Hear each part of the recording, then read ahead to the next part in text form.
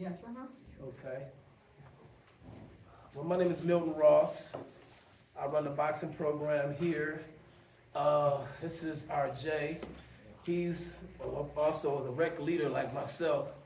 He's studying finance in school, so I have him working with me. I'm doing a financial literacy.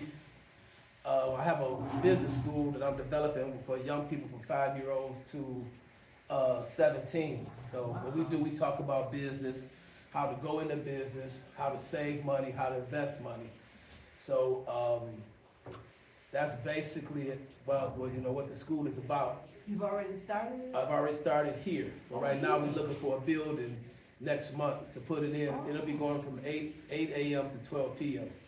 So During the summers? it'll be all year long, and then all year long. So what do they do about school? Well, some people are homeschooled, or if they want to come to our school, they come to our school. Oh, okay. Because we're talking about a revolutionary education. A lot of these young people, they don't know how to read. They don't know. When I talk to them in my program, I ask them different questions. Half people don't even know who the Vice President of the United States is, because they're too busy playing games or whatever. And on the phone. So what I want to talk about right now is, I'm gonna ask you a question. What do you think a person's greatest investment is? In themselves?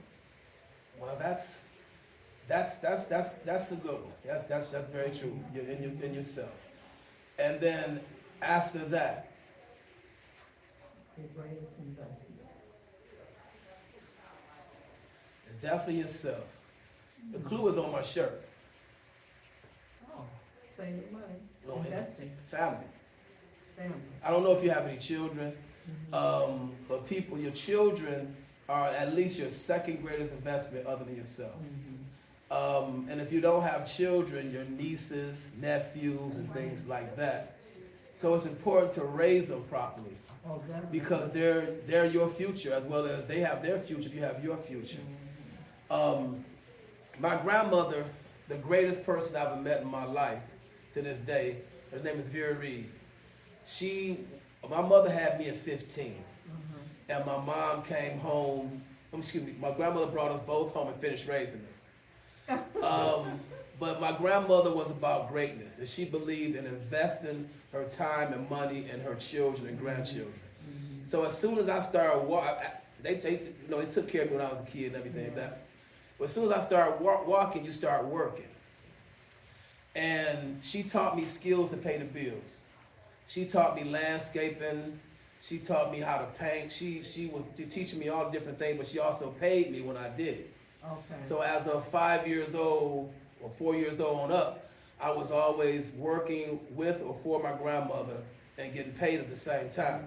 She taught that every time you do something, you get paid for it. Okay. So I'm I'm arguably the best landscaper on the planet, because my grandmother, we used to edge grass with a butter knife. So now with a weed whip, I'm surgical. She would also say, make sure you get the dandelions off the grass. All she would do was just point. I need you to take care of that. I need you to do this. I need you to do that. So as I grow older, I just, she never loaned any money out. She was always investing.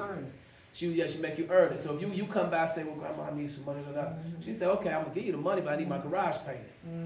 I'm going to give you half, and then when you finish, the garage. But while you paint the garage, she making sure you're doing it quality. Yeah. It's got to be done right. That's right. And she be in her window watching you. Like I said, I was blessed that she was in my life and raised me. I got one story. One time, I was shoveling snow across the street from her. And then she called me across the street. Now, my grandmother never drove anywhere. She never had a driver license, but she always had money because she from Black Bottom. Okay. She did the numbers, she did this. She was always making money. Yeah. When she would take me to nursery school, they took me to nursery school in a stake bed truck because they was out cleaning out houses. Something I do to this day, clean out houses and things like that. So I was shoveling snow across the street from her. This is one of the greatest stories I have of her. She's like, grandson, come here. She's peeked out the window, come here. She said, I need you to go to the store and price a snowblower. So I went to the store, Home Depot priced a snowblower, and came back. Now she got 2 Crown Royal bags. One got money in it, and one got that side night special in it. So she came from the back, and when I give her the price, she counted out the money to me. She said, look, it's kind of touching. She say, no grandson of mine gonna be shoveling no snow commercially without a snowblower. Go get you a snowblower. But when she said, when you get a snowblower, my snow is the first one you're gonna make sure it's done. Mm-hmm. Just like when it comes to landscaping. My grass gonna be perfect. I don't care where you go. So she loaned you the money for the snow? No. She invested. She invested. And then when I was shoveling her snow, I also give her a percentage of all the people I shovel snow. Oh, okay. And then she would call her friends. My grandson got a snowblower. My grandson come by take care of that. So I had people on the block that had me doing work for them and things like that. So because my grandma would be like, okay, he come down and do that. But when I did it, she would be like, okay, I need a percentage. I mean, come on with it. Okay. So now I got a daughter. My wife passed away from heart disease. My daughter was 8 years old. So I raised her myself. But I put my daughter first. I taught her everything. I taught her the same thing I was taught. You cut grass, you change oil, you do all this. They was like, well, man, she a girl. I was like, no, but she got to be able to survive out here. Okay. I also taught her, she used to come to the scrapyard with me. And the scrapyard, when you take metal back to the scrapyard, you get paid for it. So I learned that also from my grandmother. So she used to go with me, and she had a little Timberlands on, and she used to collect the money, and we'd go to McDonald's and we'd fill out the application, McDonald's. Everything was educational with her. But that experience of her going to the scrapyard taught her chemistry, because you got aluminum, copper, you got all the different metals at the scrapyard. You got iron, Fe. So what I did, I bought a periodic table shower curtain for the bathroom, and she looked at that every day. Long story short, she's a chemist now. She has, Wow. if you go in the boxing room, you'll see she has a bachelor's degree, 2 master's degrees in chemistry. Now she's at Wayne State working on her PhD in pharmacology. How old is she? She's 27. Wow. And whenever I need something, my daughter's there. I mean, I come home sometime, it'd be Amazon boxes. Where did this come from? Well, Daddy, I knew you needed a coat, so I bought you 2 coats. So she's taking good care of you. But that's what I mean by your children, the greatest investment. When you raise them right, because see, it's easy to house and feed a child. I mean, they got Section 8 and food stamps for that. But the work come in when you raise them for greatness. And you know what? In this generation, I think a lot of the problems that we're having, they all shooting somebody, you drive the next one, you look at them, they shoot you. Kids aren't being raised anymore. Exactly. And see, with our generation, you got raised and you didn't do right. You had something coming. But Exactly. see, and half of these young parents now, they hang out more than the kids. Yes. So when are you teaching them? And you also got grandparents that look like, well, I'm not going to say nothing because of the mom let them get away with it. I'm not going to step on the mother's stuff. But see, my grandmother had no problem with stepping on your toes. Like, look, you going to be right, you know. And I feel that no matter how old your children get, they're still your children. Exactly. And they're gonna do what they wanna do once they become adults. Exactly. But as a parent, it's your responsibility to tell them. Exactly. Either they listen or they don't. Exactly. But if they don't listen, Some of them think, well, when I get to be 18, I'm grown. You ain't grown. yeah, you ain't grown. You ain't taking care of yourself. Exactly. But like I tell my daughter, and I say, you know what, you're my child to my last breath. Just like my mom. My mom is the second greatest person I've met in my life. She got 1 job straight out of high school. She was at Northwestern.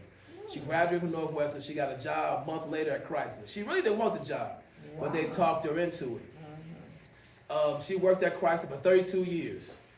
And when she retired, I said, Mom, you're more of a man than I am, because you kept 1 job. I mean, you raised 3 boys.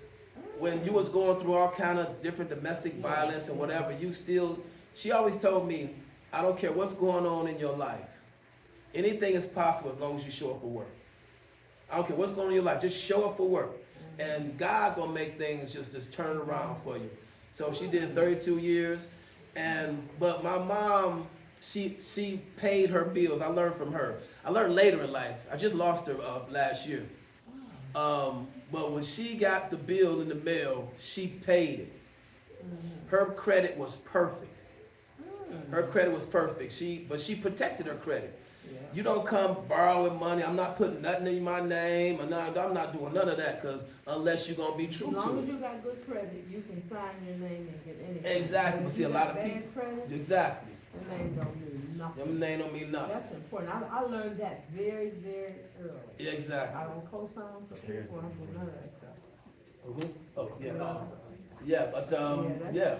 That's worth all the money in the world. Your Yes, because it's credit is short for credibility. That's right. You know, it's can you be trusted? I mean, you And might not have the cash money to pay for it, as long as you can sign your name or Yeah. like pay your bills on time. exactly, I believe in that. and she had that track I had record. many people, some of them, when they asked me to co-sign, no way. You done Exactly. messed up your credit, now you gonna mess up Now you gonna mine. mess up mine. No. Exactly.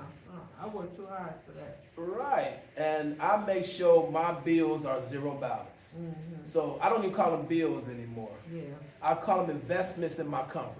and you know, I don't believe in paying interest, I'm cheap on that. Yeah, exactly, I don't put nothing on a charge that I can't pay off. exactly. I ain't giving them 25% interest, is it I crazy? mean, I don't care if it's my last. I'm gonna make sure my DTE is zero balance. My water bill, Yeah, zero that's balance. right. Other than that, it piles up Yeah. and piles up, then you got. Taxes you on the know? house and all that, That's zero. right. I mean, it's gonna be paid. Mhm. Because you sleep better. Mhm. You know, and I know I may not have a couple dollars on me, but guess what? When it's cold outside, Yeah. I know that I know my house is gonna be good. So Yeah. that's very important. Mhm. Instead of saying, well, I'm gonna put something on it. No, pay it. That's your best bet, cause I'm telling you, it can pile up. Exactly. Don't let them put no interest on there. Exactly. Oh, my God. And that's what she'll do. So when my daughter, when she graduated the first time, my mom co-signed for her Jeep. Okay. So she got a Jeep because my mom was like, oh, you achieved. Because what's funny, when I went to college studying chemistry because I wanted to be a scientist. But I found out about business and I messed up in school and I came home. Because I found out about business. So how can I be in business? Because, you know, I found out that a lot of it about business we didn't learn. Now, my grandmother may have showed me how to have some skills and how to make money like that, but she didn't show me how to monetize it outside of the family.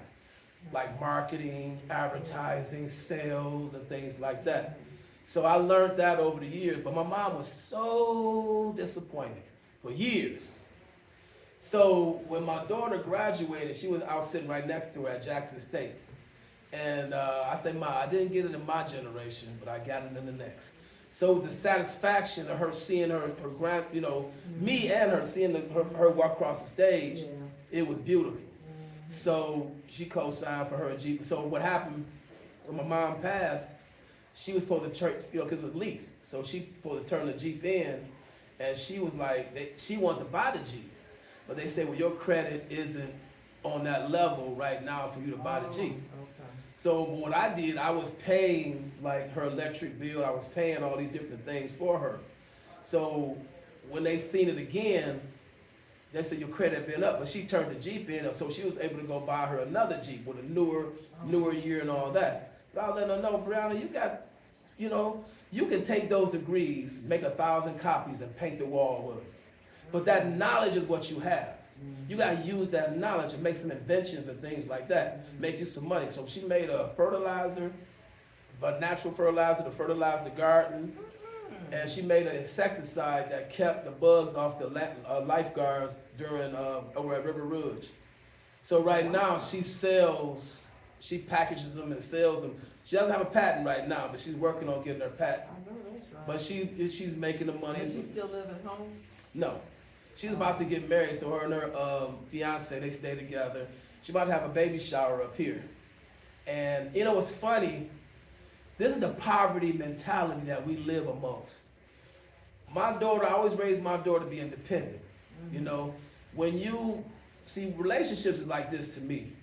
You have it going on, you have finances and everything going on, then your girlfriend or whatever has it going on. When y'all get together, you'll combine the resources, you build an empire.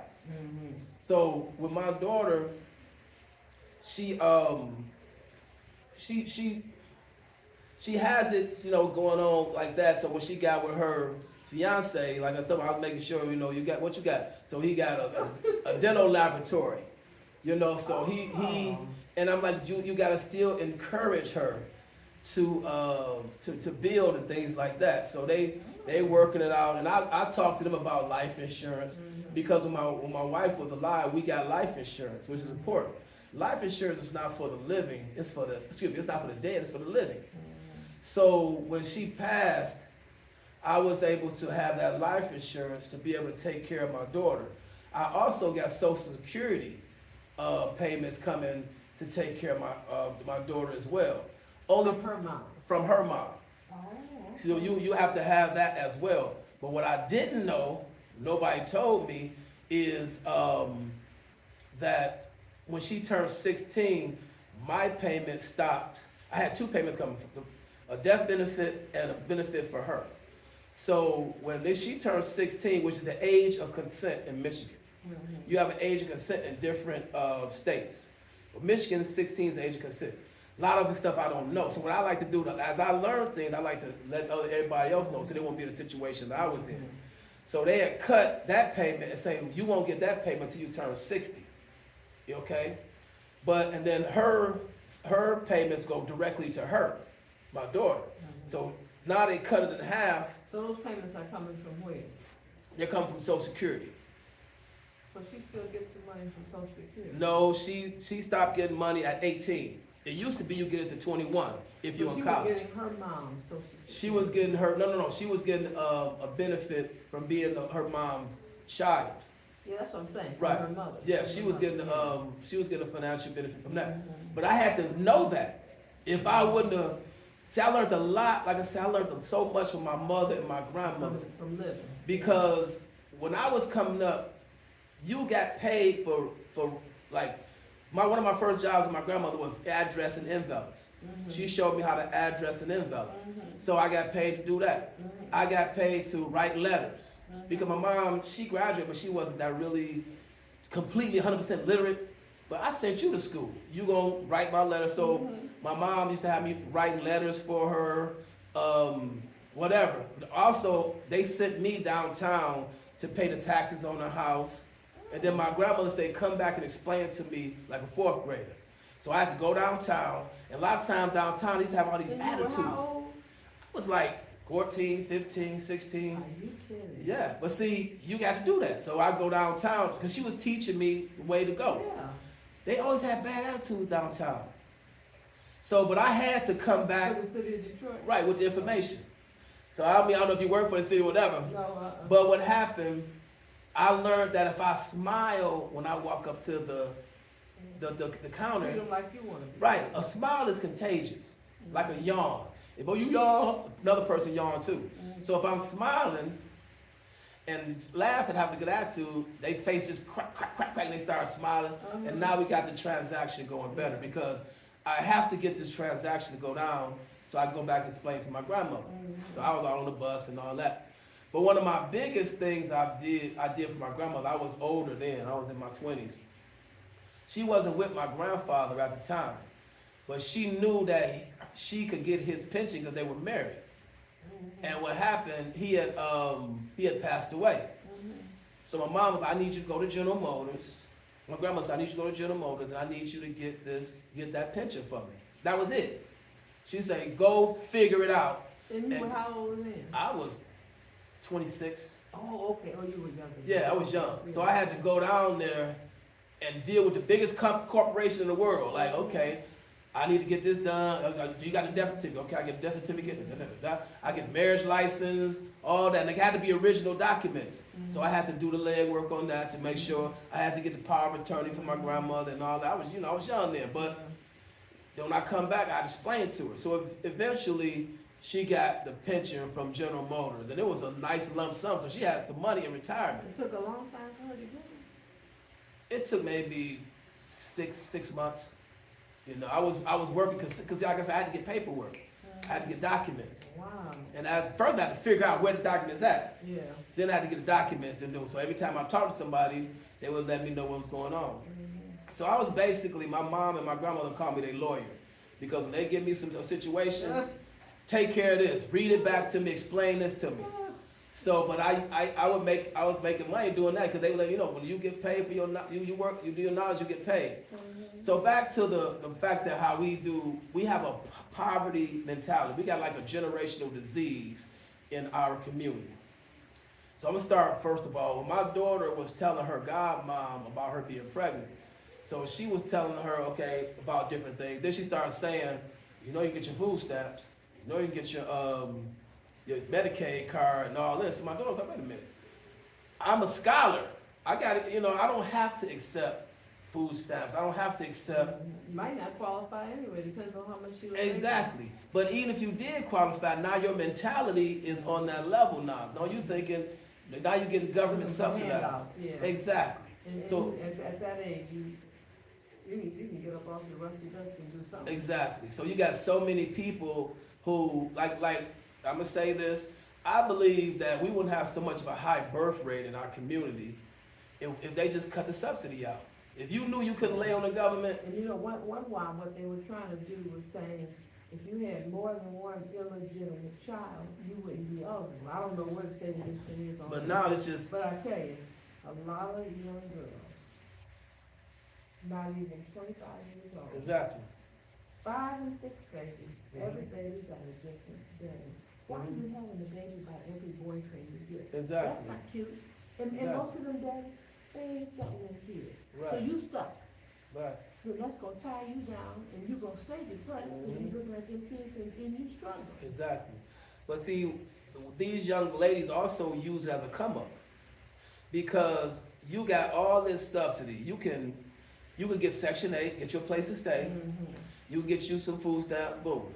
Ironically, the best medical insurance is a Medicaid card. It sure is. It sure But is. see, it's It is. point I make, it's money and poverty. When you go to a clinic with your children, they always got a pharmacy next door. Mhm. So what they're trying to do, they're trying to get you in the medical place. Mhm. Then they always trying to get you to get a prescription from the pharmacist, no matter what it is. You got the shot record, whatever. Mhm. So that's it's money and poverty. Just like when I went to, I'm a high school graduate. When I went to Focus Hope to take some machinist training, for instance, Mhm. they said, okay, I said I'm a high school. They said it's free, so I said I'm taking Focus free. Hope has some helpful programs. I know some Yeah. kids that have gone through Focus Hope and came out with master's Right, but they told me good degrees. too. since I got a high school diploma, it's gonna cost me $2,800. If I was a dropout, it's free. I'm like, why don't y'all reward me for being a high school graduate? Mhm. But what happened is they take your status as a dropout, they send it to the government, and the government gives them $2,800, Gives them money. and you go to school for free. See, Mhm. that's the money and poverty. See, and it's like I say, you got young men out here with food stamps. Oh, shoot. Yes. I wish I could get some food stamps. But I'm just saying, I mean, see, how you a healthy man and getting food Looking for stamps? handouts. Look for handouts. See, that's Looking that. for that easy way. Right.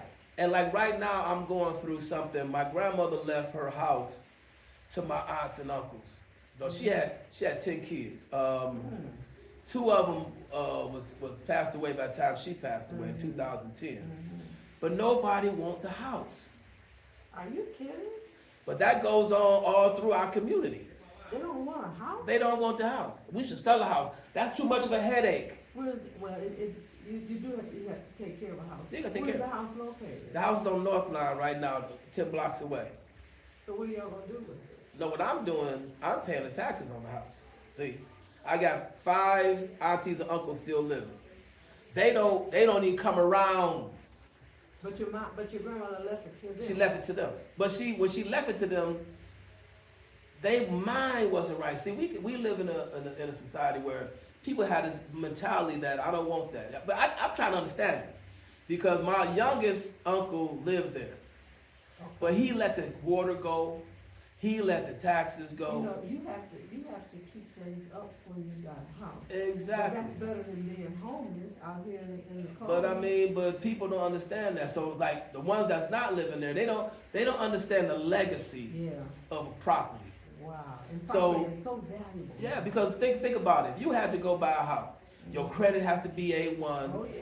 to get a mortgage. Mhm. But somebody leave you a house free and clear. Mhm. Now the garage was falling apart on it, so I came over. I said, forget this.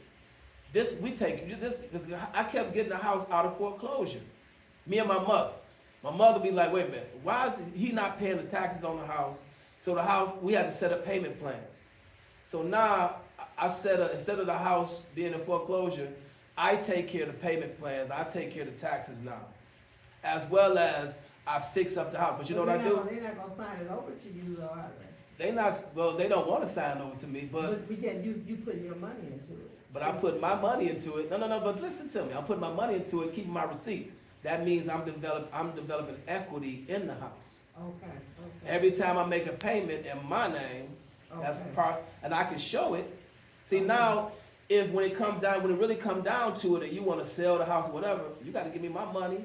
Oh. Because, and you can also take control of it by making sure you get enough equity in the house. You might as well say it's mine now. You see, but see, that's my grandma. I gotta protect the legacy. And my mom passed.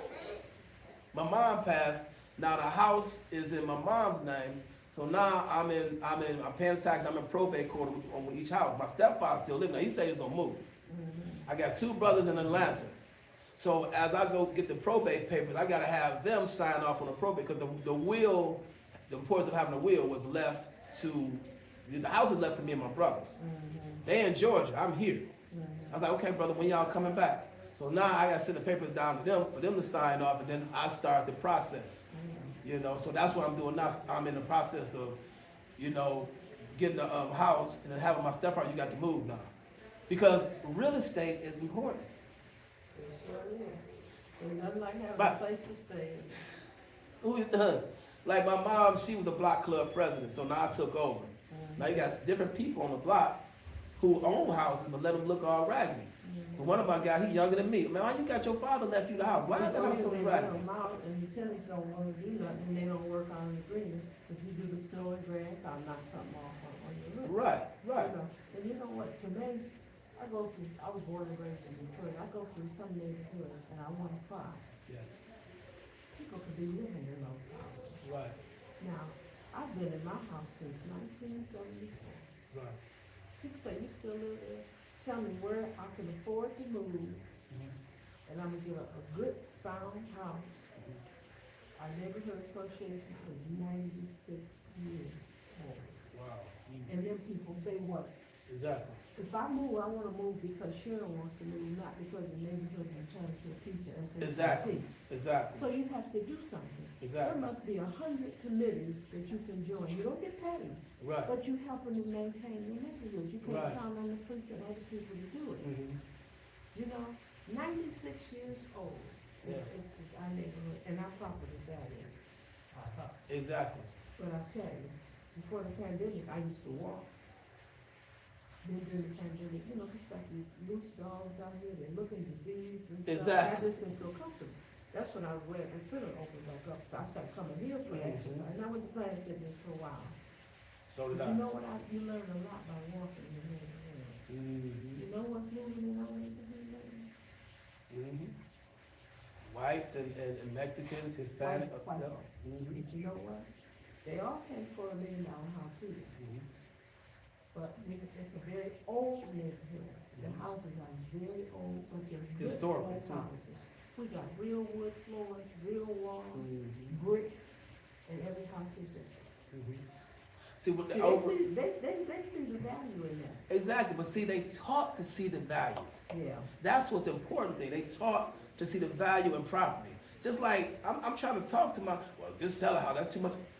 Look, I'm keeping that house together. As long as my uncle stay there, now my cousin moved in there, Yeah. and I'm just making sure that the lights stay on, the house is taken care of, the grass, everything is cut. You can't charge them no rent. Well, I'm not charging. I'm just making sure right now that it stays how it is, because eventually Yeah. the house is gonna be mine. Yeah. Eventually, see, because I'm not doing all this for no reason. I hope See, not. I'm not doing it for no, but it's still, that's my grandmother's house. It's like, you gotta put the house in somebody's name, so it's gonna be my name. So, but that's what I mean about, we got a generational curse in our community that has to be Well, destroyed. you know what I've seen a lot of blacks do? They inherit a house that's Mhm. paid for. Right, Not $1 million house, but it's a house. right, You could live there or you could rent it out. exactly. But the house is paid for. somebody left it to them, probably mom and dad, whoever. Mhm. They keep getting them home equity loans on it. And next thing you know, they've lost That's the predators, right? because they can't pay them. Mm-hmm. Mm-hmm. But I mean, it seems like you take some pride, and especially if you had parents that worked hard, Right. might have been an old house, but they kept it up and always doing something to it. Mm-hmm. You can do the same thing. They also got a thing called reverse mortgage. Oh, that's. Where they that's come the biggest in, you know they what, come they in- want your house. Yeah, They want your house. they got it. Once you Oh, sign that's the a paper, good they got it. They just That's a let good you call. stay there.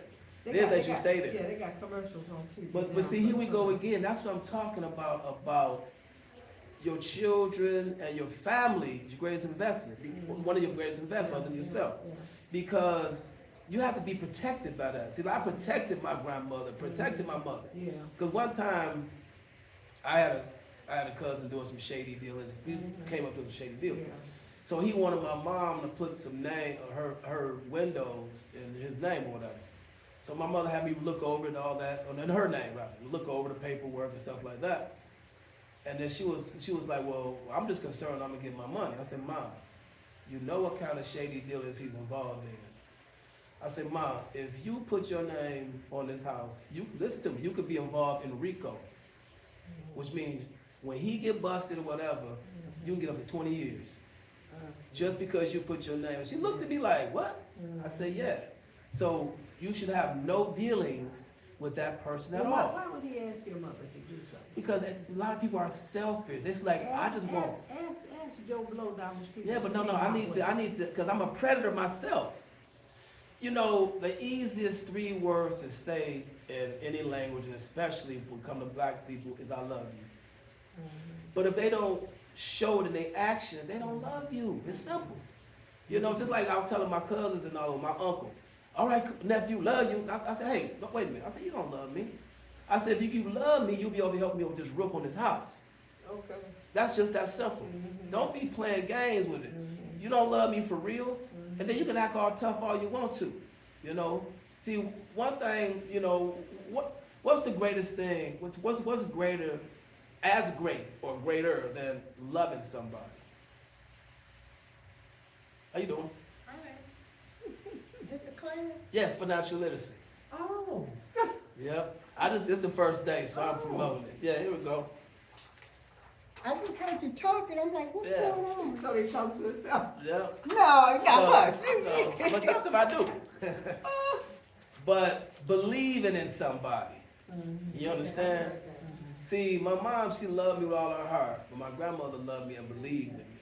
See, it's a difference. When you believe in somebody, you know, if I say, well, I want to be a scientist, and you say, that's nice, go get you a job. Or you do this, go do this, whatever. Instead of saying, well, I'm going to buy you a microscope. Because you say you want to be a scientist. I'm going to buy you a chemistry set. That's believing in somebody. And that's very important. But a lot of times we don't believe in our children and things like that. We just, like these games they got, these Xbox games, we just buy them to the babysit the kid. Instead of Some buying, of the kids spend too much time on that. right, instead of buying They're them. not learning to communicate. They ain't learning nothing. Exactly. But that's what it's for. It's there to babysit you because I really don't want to be bothered with you. That's what I'm saying, you know. This generation, they don't raise their kids like our generation. Right, but see, it's time Put for a time in, change. Put time in, bro. Yes, it's time for a Good time. change. Well, it's like with my boxing program. I tell my students, I tell the parents, it's a trilogy. It's me, the student, and the parents. And one of us dropped the ball because I'm shooting for greatness. And when you shoot for greatness, excellence is second nature. So the parents come to the boxing class? They come sometime. A lot of times they try to use it as a babysitter, and I gotta check them on it. Excuse me. But is it a requirement that a parent or an adult come with them? No, they don't have to come with them, but they must bring their children prepared. Okay. See, the first week you come to our program, you can use our equipment. It's 4 weeks. The second week, you have to have your own equipment. So now I teach group economics. So what kind of equipment do they have? They need boxing gloves, hand wraps, jump rope. It may be under $100. Okay. But I also got a academic component to it. You know, I teach a lot of different things about, because you have to be smart, you know. I train everybody as if they're going to compete. And if you become a professional, you gotta be able to read a Las Vegas contract when they put it in your face. If you can't read it, you're gonna get ripped off. Do they bring their homework with them? Yeah, they bring the homework is number one. You bring your homework into class. If you need some help, you Yeah, we get it. need some help. You sit over there. We got all the resources for you. We got this room. I got a laptop. I keep back there, a few laptops. I got books, dictionaries, everything in there for them to do their homework. I also encourage them I give out $40 for 4.0. I used to do 20. But if you come with a straight A report card, I give you $40. And $40 cash. But see, I tell them it's an investment in your future as well as my own future. It's an investment. And you know, it's easy for me to do it, boom. You know, so I tell the kids, break me. All y'all come in with 4.0s. But that's to encourage them.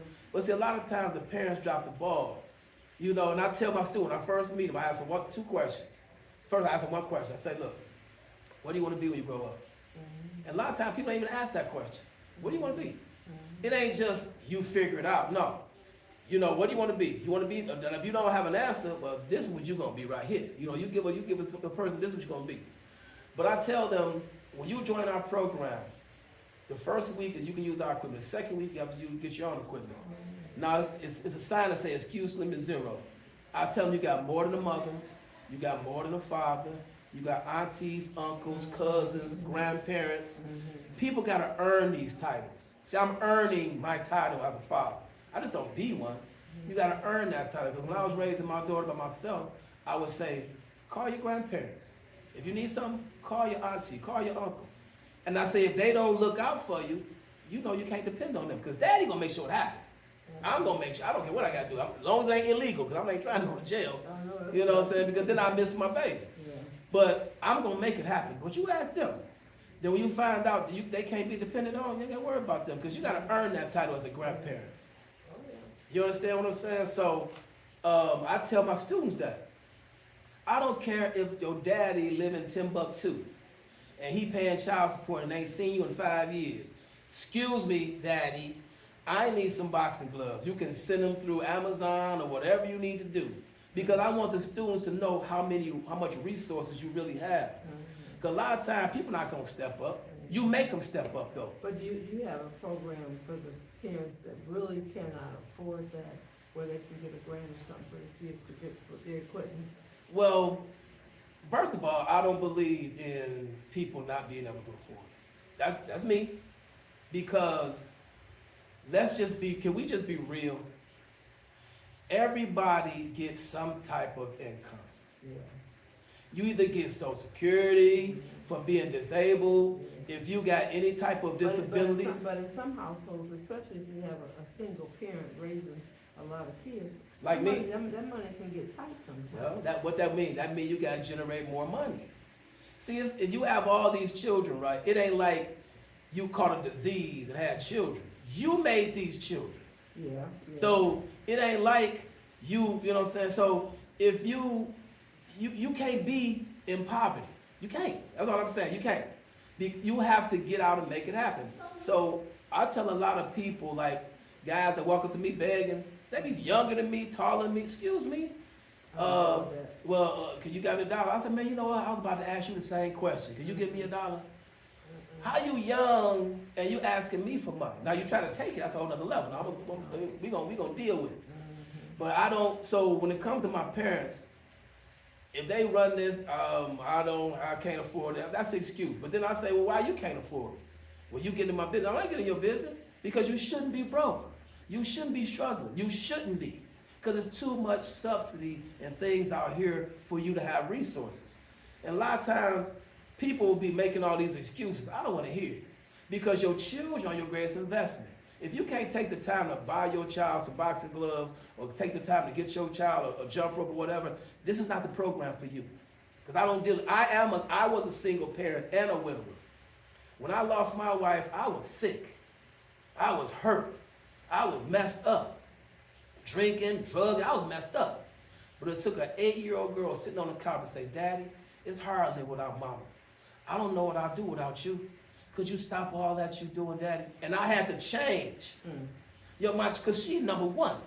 So I had to make it happen. I had to get out here It's been times where, hey, I knock, if I don't have any money, I used to knock on doors. Excuse me, can I shovel your snow? Can I rake your grass? I got to get that See, money. I don't see these young kids now wanting to do grass, snow, or nothing. It That's- used to be a million right. of them. You don't see them doing But that that's no because more. the parents, the the parents and the grandparents don't give them chores. I got a friend of mine. He got 3 boys. He used to pay somebody else to cut his grass. Mhm. He pay another person to come in and clean his house. I said, man, I don't understand you.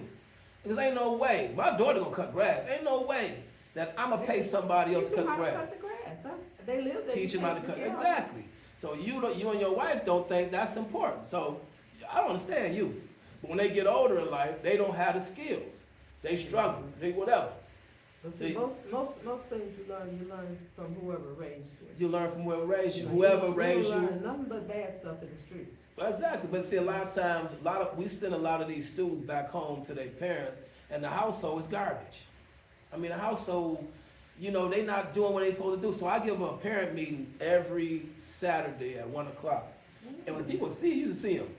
They try to come with any excuse. Oh, well, shoot, Saturday, I don't know if I'll be able to make that. Wait a minute. Out of 7 days That's a for week, your boxing students. yeah, out of 7 days a week, you can't take 30 to 45 minutes to spend finding out what your child is doing. Oh, that ain't no I come time. straight at them just like that, Mhm. because you need to sit down and find out what's going on with your child. You should know before you sign them up for the program. Exactly. That you have to sign them up, because I need these children. I mean, sometimes they come to swimming, right? And because I let them, swim or whatever, because Mhm. it's 3 things you don't want to get in the ring: scared, tired, and angry, because you don't think. Mhm. So a lot of people are afraid of water. Maybe pushed in the water before, whatever. Mhm. They'll come and they say, with my program, you have to have flip-flops. Because we walk with our regular shoes in the locker room. You won't believe how many people actually walk with their regular leg feet. Or they Because- come with germs. Right, but first of all, you may get a nail in your foot, because we walk, I may be working on a construction site, I come in, I got nails. Mhm. Now, another thing, you transferring the germs to the Germs. pool. So many germs out Right, there. so which means they gotta up the chlorine. See what I'm saying? So I tell my students, you have to have flip-flops. Mhm. They may have their flip-flop and jump rope, right? Go to the dollar store and get some flip flops. And then guess Go what? to They the don't, dollar store and get jump rope. right, guess what? They don't have a towel. So I'm like, how you supposed to dry off? Drip dry? But that's the parents not taking the time to look in their bag to make sure they prepared. So now I gotta talk to the parent. And I don't care what kind of attitude you come at So me y'all with. have extra towels here for the students that don't I have? don't have, no. This is not Radisson, no. Mhm. But what I do have, I have extra shoes back there. I have extra T-shirts back there. Cause So see, you let the parent know that of course they should Yeah. know what the kids should bring. it's on the syllabus when you get it. I would think Everything so. they're supposed to have, everything's on there. What they supposed to have. But see, a lot of times people don't read it. Yeah. And I'm a stickler. Like I said, when they start making these excuses, look, not only am I a single father and a widower, I was a single father of a daughter. Mhm. So a lot of women like to make the excuse like that. Well, I need a man in the house, so I can't raise this. Well, if you don't have one there, then you gotta be both. Exactly. So you see, You can do with it. my daughter, I had to. A lot of times she spent here. These senior citizens, I talked to them. They was there in my young ladies left out of here. They was talking to my daughter. I put her around women that I think Yeah. that can help my daughter out. That's right. That's And then whenever she asked me a question, I had to muscle up and answer it or whatever. Mhm. So I had to raise her that way, but I put her in environments Mhm. that that was conducive for her learning. Mhm. And they treated her. Now you just see they embraced my baby girl Beverly. But see, I'm a believer, and it's all God. Cause see, some of the stuff just happened like wow. Mhm. Miss Beverly's daughter, she had a granddaughter. When they had my daughter come down to Jackson State. Mhm. Miss Beverly called her granddaughter and said, look, I got a young lady coming down there. I need you to embrace her. She went down there. Hey, how you doing, my brother? Good. How you doing? Cold out there. I know we got a class going on right now. Oh, okay. Yep. I got a class, okay. Mhm. All right. And she went down there. The young lady embraced her, showed her the ropes and everything. Because Miss Beverly, Miss Beverly, she called down there. I need you to, look out for her. Mhm. Miss Cynthia bought her the ring for graduation. I mean, they was they wanted my Yeah, daughter. adopted her. Yeah, they wanted my daughter to come down in May before she graduated. They said, we got a bridge program. We need your daughter to come down here right now to sign up for chemistry. She got to stay down here. So I was like, wait a minute. So when I got the letter, she was like, Daddy, how we gonna make it down there? We don't have this right now. I said, look, you concentrate on graduating. And then I talked to God. Next thing you know, these people at this rec center, they was cutting checks. I was working, I was doing what I had to do. And we were able to have the money to go down to Jackson State. And then I had to talk to the dean to let us bring her back so she can go through prom and graduation. As soon as she graduated that same day, she had to take a plane and go back to Jackson State. Wow. But that's another form of group economics. Everybody chipped in. I mean, it was just so emotional, but that's God. Yeah. And then they made it happen for my baby. And see, people are so glad to see the kids doing well. Exactly. That's better than trying to get some money for a lawyer, get them out of jail. Exactly. You know? Exactly. Yeah, So that's important. it's very important. It's, so now they get to look. They can look and see their investment growing. So and even to this day, they like, they so proud of Bree and all that. Yeah. And I owe it to myself and her and everybody to make sure that she stays on the right track. Oh, yeah, definitely. So, like I said, we talk about these houses. Oh, I got a payment plan right here, where it shows me the different days I have to make the payment on the house to keep the house. Now it's in my name. The Okay. payment plan's in my name, so I keep track of that to make sure it's done. Oh, yeah. And I had to go down to Monroe, sit down and talk to the people and get it set up. So you don't have to lose your house. But Especially now, I mean, yeah. you got all kinds of ways to help people with their taxes. and Exactly. house. Exactly. So it's no reason for you to lose your house. And and going out here renting these places, first of all, help the landlords don't take care of. And Exactly. it's very, very expensive. Very expensive. Yeah. Exactly. Nothing like having Very your own. expensive. That was my mother's favorite saying. She would say, God blesses the child that has their own, and then she would say, blank the rest. That was she used to say all the time. And it's so true because you may look at me, rich and wealthy is two different things. Rich is, I got this money, and look at me, look at me, I'm rich, look at me. Wealthy is when you got it going on, and you can afford to look out for that person, look out for this person, and still maintain who you are. So I'm a wealthy man. I'm a free, wealthy black man, because it's no problem for me to say, here's $40 for a 4.0. Because all my investments and everything is intact. You see what I'm saying? You're gonna be blessed for that. It's gonna come back to you. But I'm blessed, but I don't do it for that. I do it to No, fact. but Exactly. you're doing it from your heart. Exactly. But still, some kind of way, somebody's gonna do something for you. Right. Or they're gonna do something for my children. That's right. Or they're gonna That's come back right. and bless the program. That's right. And I've been doing this 15 years. You've been at this center? Yes, but 10 of the years, by 11 years, I volunteered. Yeah. I used to come up here with my daughter, and Oh. since she was in a program, You might as well the be boxing doing something. trainers left. Yeah. So I took one of the champions, his name Tom Boom Boom Johnson. He showed me the ropes about boxing, and I've been running the boxing program now for 15 years. Wow. And isn't that something? And my daughter told me, because I volunteer, because a lot of people don't take that serious. Oh, you just volunteer, man. I'll be working a job or with a partner of mine. I said, man, I gotta go to the program. Man, you ain't gotta go to that program. You just volunteer. I said, look, bro, But drop you the committed. tools. You I'm committed. gone. Yeah, And they that's counting on you. that's another word. Commitment is something we They counting lack on you. in You our know community. You are a volunteer. Exactly. So she said, Daddy, you said that when you get paid to do something that you love, it's heaven. I said, you're right. She said, so why don't you just go on and get on the payroll, So I talked to him, and they hired me so fast. I mean, because look, I got a track record, Yeah. And now it's like, it's paradise. I'm getting paid to do what I love. And that's another thing about financial literacy. You got people out here that just take jobs because the job pays. or it pays a certain They don't thing. enjoy it, you know what? And they don't enjoy And it. you rarely do find people that really enjoy their job. Exactly. Very rare. Exactly. So why would you have a job that you don't want to go to? They're trying to make ends meet, I guess. See, but see, you still, you want to call in, you want to not show up on time. Now when you're there, you look at the clock, you're trying to get off. With me, I love it. I can't wait to You get can here. stay here 24/7. Exactly. I can't wait to get here. So that's another thing when it comes to finance. It's like, why? You have to do what you love. You have to, or you gonna see. Another thing, my wife had heart disease, and stress will kill you. You may look like your life is going okay, but I don't argue with anybody.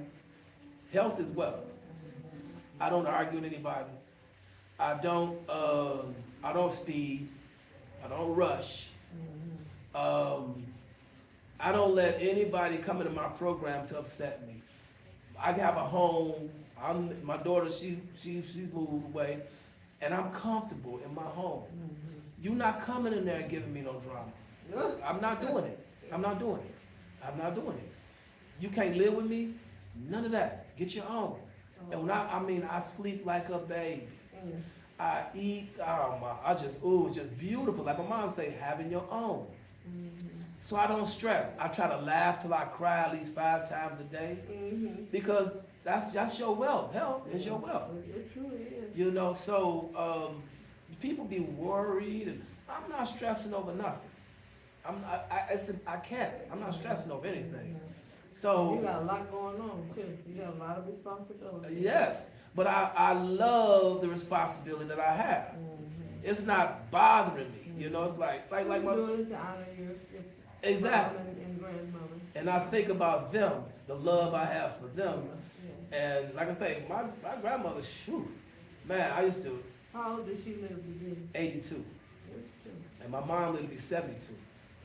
She had cancer, and my mom, it was a story with my mom. She taught me something. My stepfather owed child support. My mother was working. We went down to the front of the court. We was in court, right? So my mother told the judge, she said, Your Honor, I don't need no money. I got money. I need him to be there for these bad boys. You know what the judge told her? Ma'am, I can't make him be a father. So my mother didn't understand it. She's like, what you mean you can't make him be a father? What's all this arresting him? And because he had another lady that he had a child with. What's all this? You arrest him and grab him. I say, I need him to be there for these bad boys. My mother kept, right. So she kept going back and forth with the judge. The judge said, contempt of court. Either you pay us $300 or we're going to lock you up. So my mother paid the $300 but never went back to court. And she showed me, she said, son, you could pay child support for 18 years and never lay eyes on a child. It's legal. But can't nobody make a man be a father.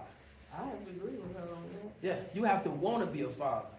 But she showed me something, because she stood up to that judge. I was like, but she stood up to the fact that, why you can't make him be a father? And see, a lot of young ladies. He knows those are his children. Right. Either he's gonna do it, or he ain't gonna do it. Well, he ain't gonna do it. It would be great if he would. Yeah. Get him in the summer, get him Christmas break or Right. something, or spend some kind of time with him, Right. or try to teach him some things.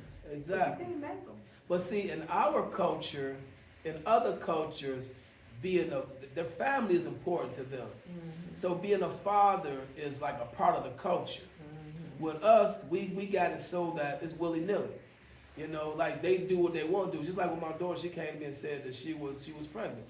So I looked at the guy like, so what's happening? What's happening? So he looked at me. I said, well, he started trying to explain to me about pride. I want to hear it. What's going on? You know what I'm saying? So my daughter, you know, every day, I told her, I said, every day go past and you don't marry my daughter, we gonna have a problem. I say, because my biggest fear is what I would do if somebody abandoned my daughters and my grandbaby. Does she want to get married? It don't matter to me. Yeah, you want to get married. Because, as an example, I married my wife first, then I had you. Yeah, but she made a mistake. No, that's not a And mistake, then man. reverse.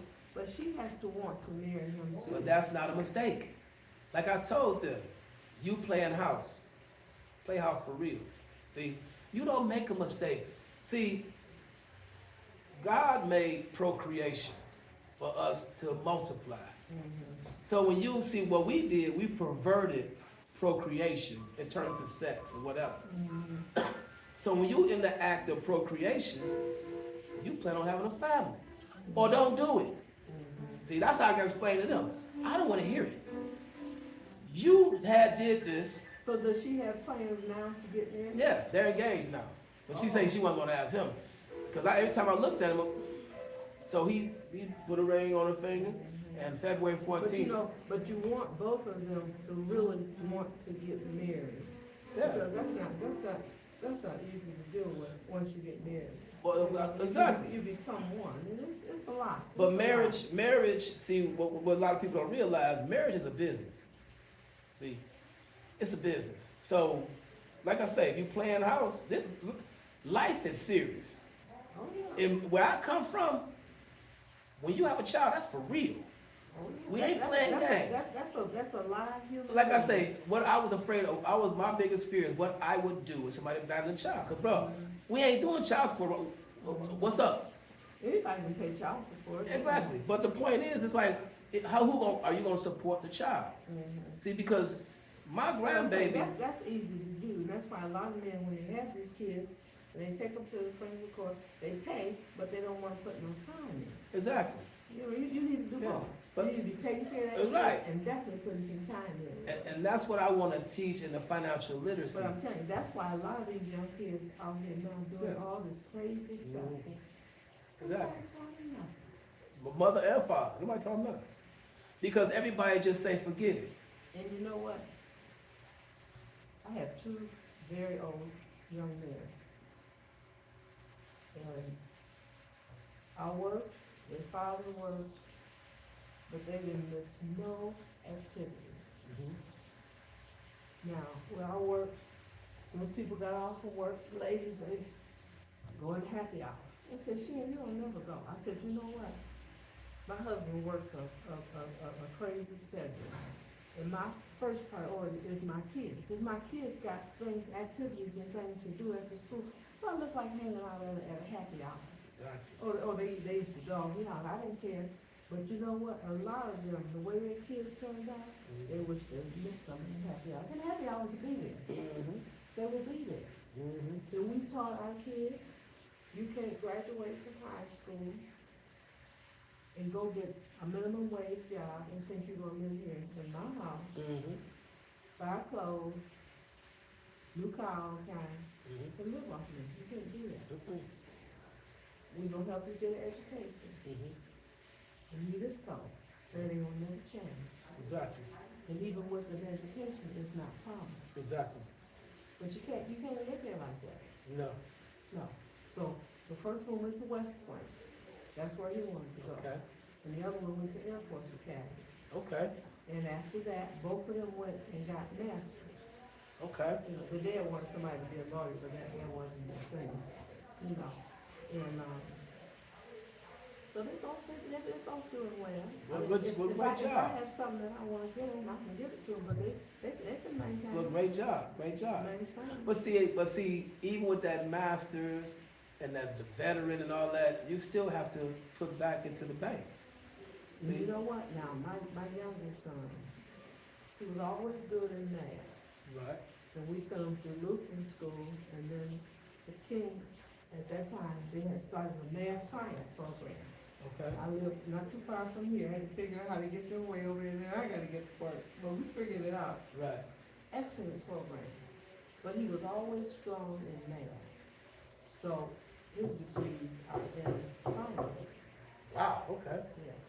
So he's helping me with my retirement plan. That's what I'm talking And my money, I wouldn't have done it today. That's what I'm talking about. He can go into my account and move it around and do what he wants to do. Right now, his thing is the younger people in the family.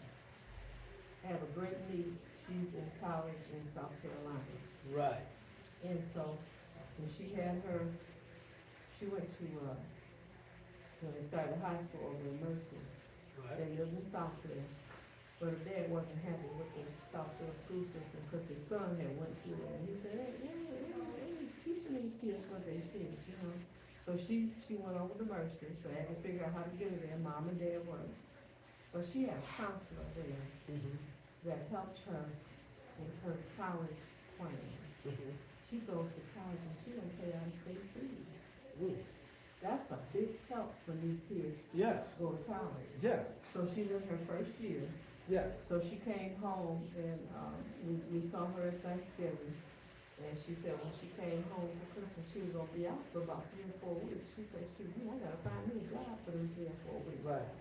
Which she did, cause she always, when her schedule was allowed in high school, she always had some kind of little part-time job. Mm-hmm.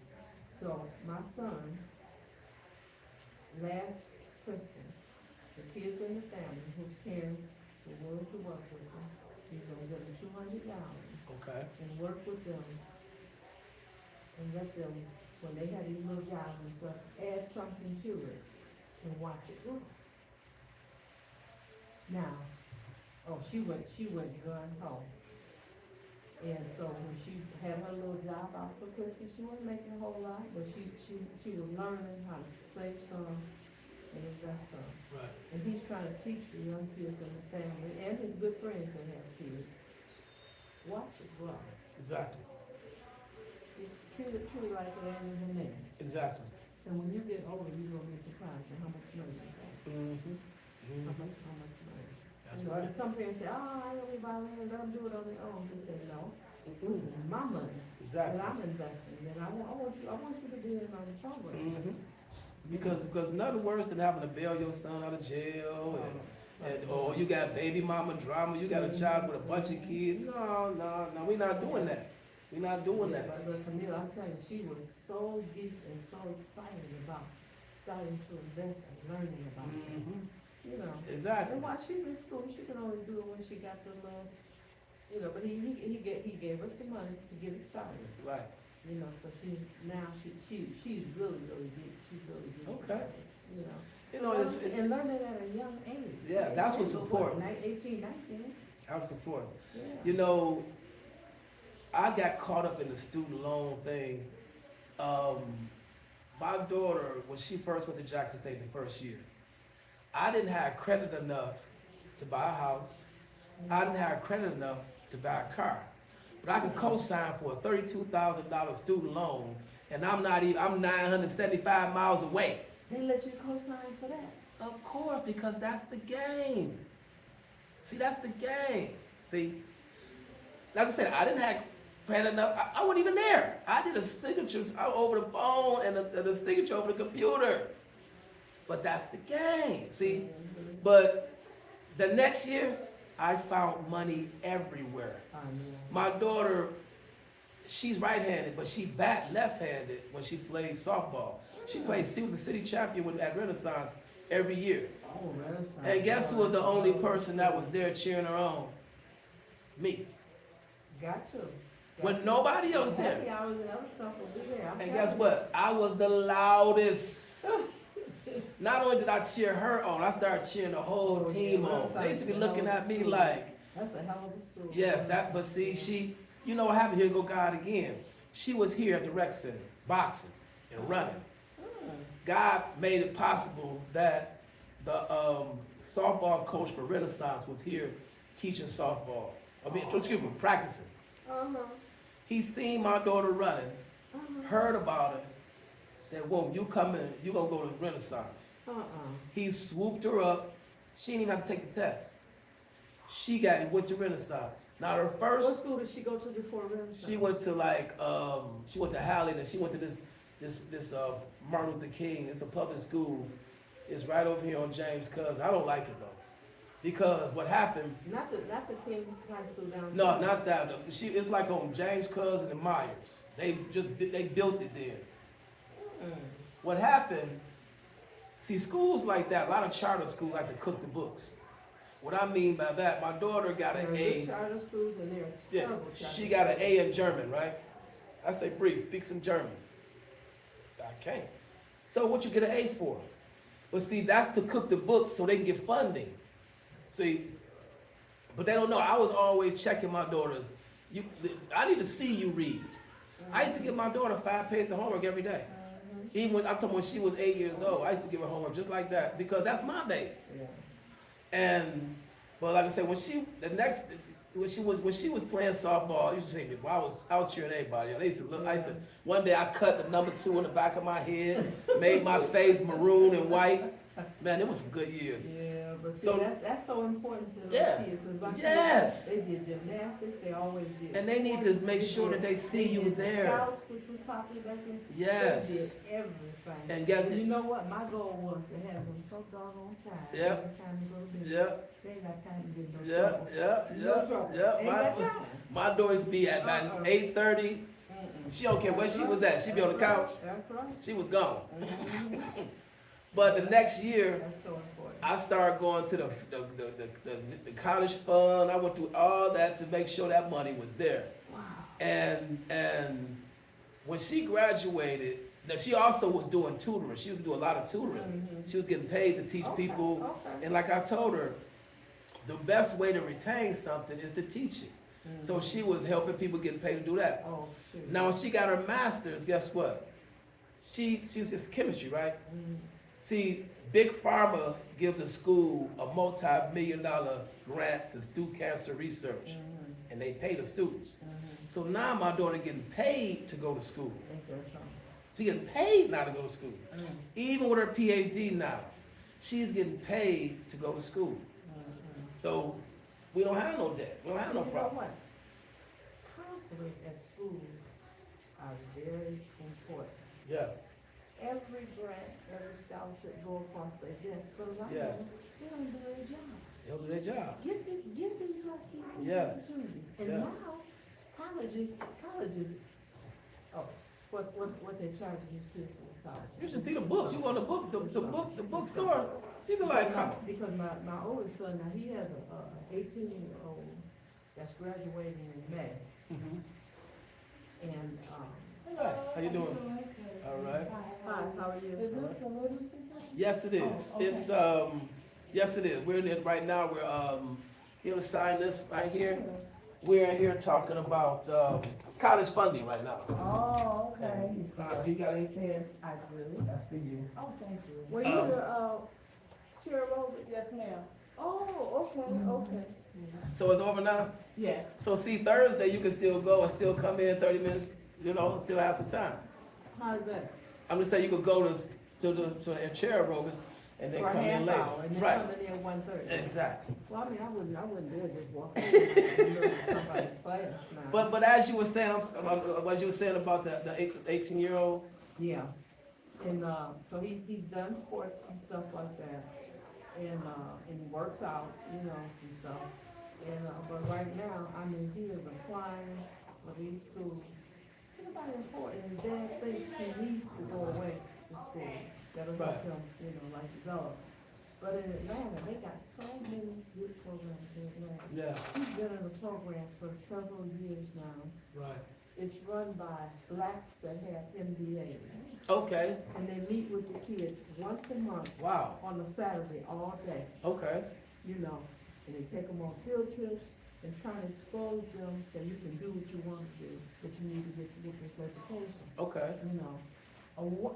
My grandson, he loves that program. Yes. And they have competitions where they can, you know, win a little money toward college and different stuff like that. Mm-hmm. A great program, but they learn so much. Mm-hmm. You know, you're learning from people that have been there and done that. Right. You know, and those people don't make their time. Exactly. Once a month on Saturday, once a month on Saturday. Yeah, but the school can be funded because she took, what I did was when she was playing softball, I videotaped her playing softball and keeping track of the records and stuff like that. So when she got to Jackson State, she didn't get a scholarship to play softball. She walked on. Okay. She used the film that I had. Mhm. They paid her $10,000 a semester to play softball. So that money went Yeah, towards the school. opportunities are there, but you gotta, Exactly. you know, get that package together. Now, last couple of summers at West Point, they had a program for high school kids, and you had to apply. And if they selected you, you went there to West Point for 2 weeks, in the summer, and you went through the same routine that the cadets go through, you know. Excuse me, you need a piece of paper for notes? Oh, no. Okay. And he liked it, but I think his dad would kinda like him to go there because that's what he wanted. But I don't have a vote, but I don't wanna see him go there. I like to see him What go do you mean you have a to vote? a good black college, huh? I mean, you don't have a vote. I don't have a vote. What do you mean? Oh, anyway. Well, you know, But West Point is a prestigious school. Yeah, I understand all that. Now, what started in our family, they weren't going too well, but I have a nephew who went to Air Force Academy, Okay, and Eric is 60 years old. Okay. And he's a pilot with United. But he started that ball rolling about these academies. okay, And he went there, and when he went there, there wasn't a whole lot of blacks there back then. But he made it through, and he wanted to be a pilot, and he's still a pilot. okay. A pilot for United, you know. Then, my oldest son, he got excited about the academies and Okay. stuff. And we met a guy that worked at Senator Levin's office, and you had to have a nomination from the senator for the vice president. Okay, And we got to be friends with him. okay. And he let my son choose whichever academy he wanted, Hmm. you know. Then, when my other son came along, they were fighting, which school should he go to, you know? Right. So Air Force won out, so we've had three, you know. Okay, even with my boxing program, West Point gives a scholarship for boxers to go. Well, you know West what, Point. nobody pays tuition at those service Really? academies. No, you don't pay tuition, Okay, it's government sponsored. And- West and Point when is? when my youngest son graduated, his scholarship was worth almost $300,000. Oh, no, you don't pay, you can't pay to go there. really? But you still have to get in there. It's a long process, Yeah. trust me, it's a long process, Okay, you know. But, that's what they wanted to do. okay. Well, You know, so well, we encourage you because that's what you wanna do, and you gotta go somewhere, you Yeah. know? And, it's interesting, though, you can't pay to go there. Okay. Well, let me reintroduce myself. My name is Milton Ross. I was just explaining about how over the years I've developed all this financial literacy. I was raised by the greatest person I've ever met in my life, my grandmother. And she had me doing paperwork and conducting business at a very early age. So we're gonna have a syllabus of everything. This is our first day here. Cause I was doing the youth as well. I run a boxing program here. I do financial literacy, and I do advanced arts and crafts at the center, where we build model cars. Cause that's the part of blueprint reading. That's what we call it, advanced. We also paint and color our art. We mat it, frame it, and put it up for sale. But I was also showing them, like, if you have an original drawing or whatever, and you paint it, whatever, you make a copy of it, and you keep the original, you sell the print. So as many prints as you sell, it raises the value of the original. But you don't let your original go, you keep your original. So that's how you keep your art is valuable. And art is a serious investment. Art is a serious investment, even if it's your own, you know, because you never know. Your child they say they're 12 years old, they do some art, and later on they become a famous artist. But now you got the picture right here that they first started off with. Just like Pablo Picasso one time, the famous artist. He was at a restaurant, and this lady's like, "Oh my God, you Pablo Picasso. Wow." She said, "Wow, he's Pablo Picasso." So she had him a napkin. She said, "Could you draw me something?" So he drew it, and he said, "That'd be $30,000. She said, "Wait a minute, you just drew on the napkin." She said, "No." He said, "No, Picasso drew on the napkin. Okay. That's why it's $30,000. And if you don't want it, you see." Wow. But see, that's the art.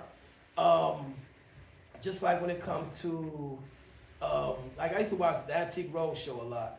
And art was really a good investment, as well as old Native American things. Those are worth money as well. Then you got things like jade, stuff that's old. So a lot of antiques is worth a lot of money as well. So like I used to clean out houses, and I got a lot of things from cleaning out houses I got a lot of books. I got two storage units full of books. Half the books I put in here because we had a book drive. I'm doing now. This is 2 years ago before COVID.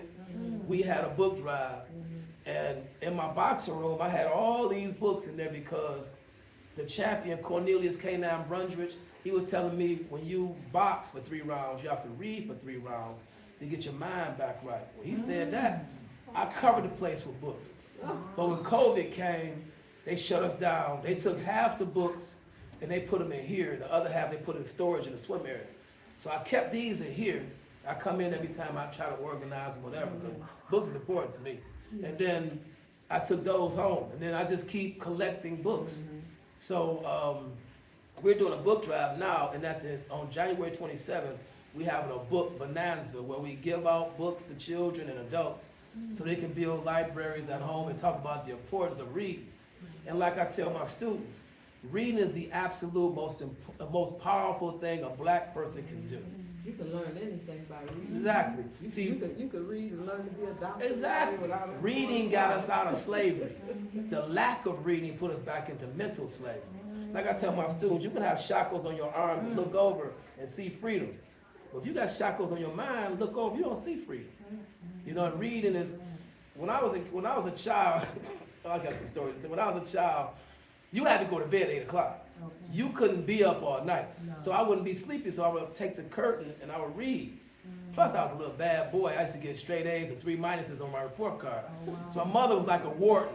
She like, you gonna stay in your room for 2 weeks, no TV, no radio, nothing. Wow. So for me not to lose my mind, I used to read a lot. Yeah. So I was a very active young man also. And I used to use the bathroom with myself because I didn't want to stop playing or doing what I was doing. So my mother, she used to whoop me, put me on punishment. I just kept doing it. I just couldn't help myself. So the doctor, she told me, my mom just passed, she told me 3 years ago.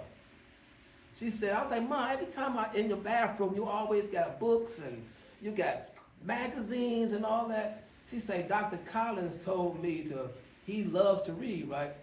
Put books and everything in the bathroom. And I never knew. She had cork boards with all kind of neighborhood stuff on it. So you in there just, so now I'll go to the bathroom. I'll be sitting there just reading and read. And now I stopped using the bathroom myself. And I never knew that. Like 3 years ago, she told me. I'm like, really? I say, but I never, because she filled it up with books because it's so important to read. Yeah. So that's why I got basically the knowledge I have now, just reading and reading and reading and reading. So, like I said, when it comes to, like I said, that generation, we was talking about a generational curse in our community. How, the children are your greatest investment. You have to raise your children up to appreciate what they have. So you may have a house. I know my grandmother left a house to my aunts and uncles, and they don't want the house. Yeah. So they got the house falling apart and all that. But so me, what I did, I learned from my grandmother and all that. I pay the taxes on the house just to keep it in the family. And I set up a payment plan because my uncle was staying there. Everybody was letting him do whatever, and he would always have a house in foreclosure. Yeah. I'm like, man, why don't y'all appreciate real estate? You know what it takes to buy a house? Yeah, it starts here. Yeah. So now I got I've been paying, I got the payment plan I've been paying on the house to keep the legacy in the family. Yeah. Now I lost my mom last year, so now my stepfather, he said he was gonna move, but the will that we have, it says me and my brother own the house. That was before they got married. Oh, So, okay. now I got to go through this probate thing, but it's fine because I'm used to that. That's how I was raised. Okay. Handle paperwork. Yeah. When I was coming up. Yeah. And so, and then I was talking to her about my daughter. I lost my wife to heart disease, so I had to raise my daughter from 8 years old and up. Wow. And your children are your greatest investment. Yeah. It's like right now, my daughter, if I just wanted to retire, she'd be like, here you go, Daddy, boom. But I love what I do. So, That makes a difference. it makes a serious difference. You got a healthy child, Yeah. or you got a healthy grandbaby. See, right now, she about to have my grandbaby. Her name's gonna be Alea. And I told Bree, I said, Bree, that girl gonna be reading in 6 months. I'm be on her. You gonna take over that baby? Academically. You know you gonna academically. take over, you know you gonna take over. She got her fiance's mom is a pastor. She got her own church, so she gonna be, I'm gonna be like a tugger. Yeah, you know. Be fighting. Yeah, but another thing, what I'm gonna do, I called my financial advisor when I found out she was pregnant. So she was like, I said, I wanna get the insurance policy set up now. The whole life policy, which means that you can pull some money back down. So I didn't get Brianna's till later in life. So I said, I wanna do this day one. Right. So she told me I gotta wait 14 days after the baby is born to get all the paperwork and all. It's funny how some people come to this country undocumented, but you tried. Anyway, Yeah, that's a whole nother You know what, story. let me Yeah, get yeah, you privilege. probably know about this, you know that state educational fund? mhm, A lot of people don't know about it and don't invest. Now, the earlier you get it, the cheaper it is. Yeah. And you pay on it every month by the Exactly. bill. My son did that with his daughter. mhm. They were in Michigan at the time. He bought it when she was a baby in Ireland. Right. Her college was fully paid for when she was 12 years old. See, that's what I'm talking about. Yeah. And, And you they know, have and that's different smart. plans, depends on how much you want. You've heard of it? I think so. It's the Oh, Michigan, check- it's a, Michigan Educational Fund, Right. check that out for you. I'm sure, definitely. See, she ain't even born yet, you get it.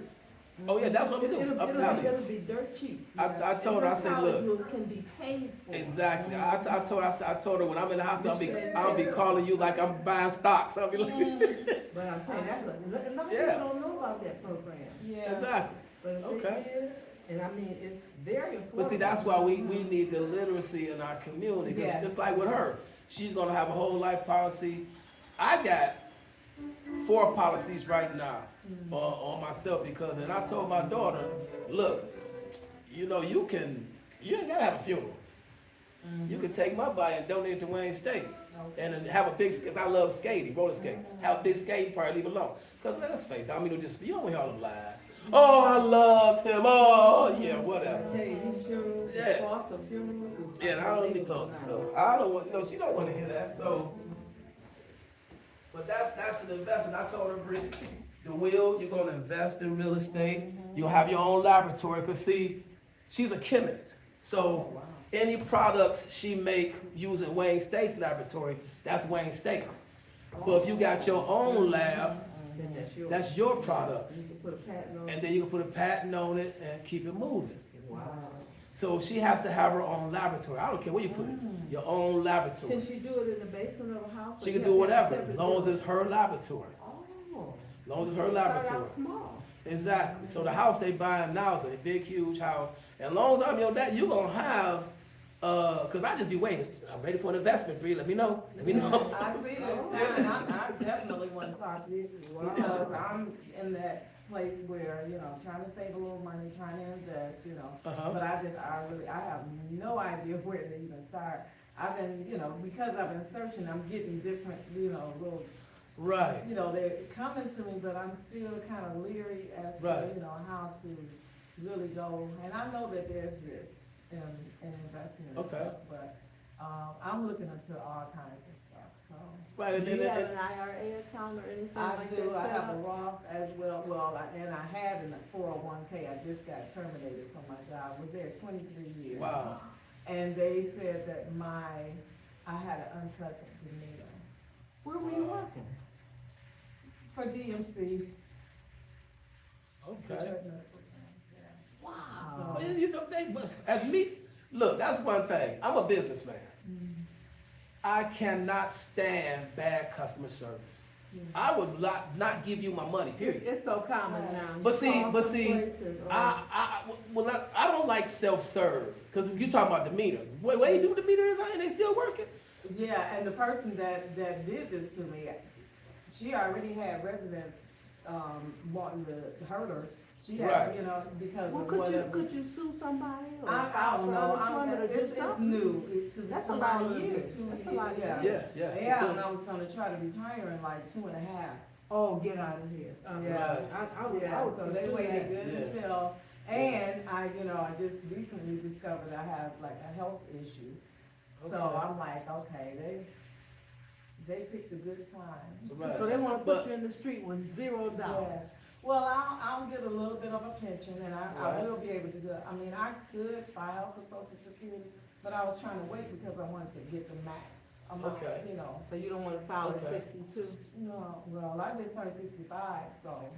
Oh, you don't have that much longer to go. You know, No, but when it that's what came I'm time for saying. mine, I said, I might not be alive at 66. And that's Give what me my money now. Yeah, That's right. I know, and that's kind of where I'm at now, because I really don't want to go back to corporate America to work, so I am looking for some things, you know, when I start a nonprofit. And they, you know. and they have a lot of jobs that you can do from home. Yeah. Exactly. Are you computer literate? Tons of them. Yeah, somewhat. Not- Right, you could, like I said, you could do, I mean, when it comes to computer, because I teach business as well to my students, it's like things that people need done. Like, so for instance, my phone.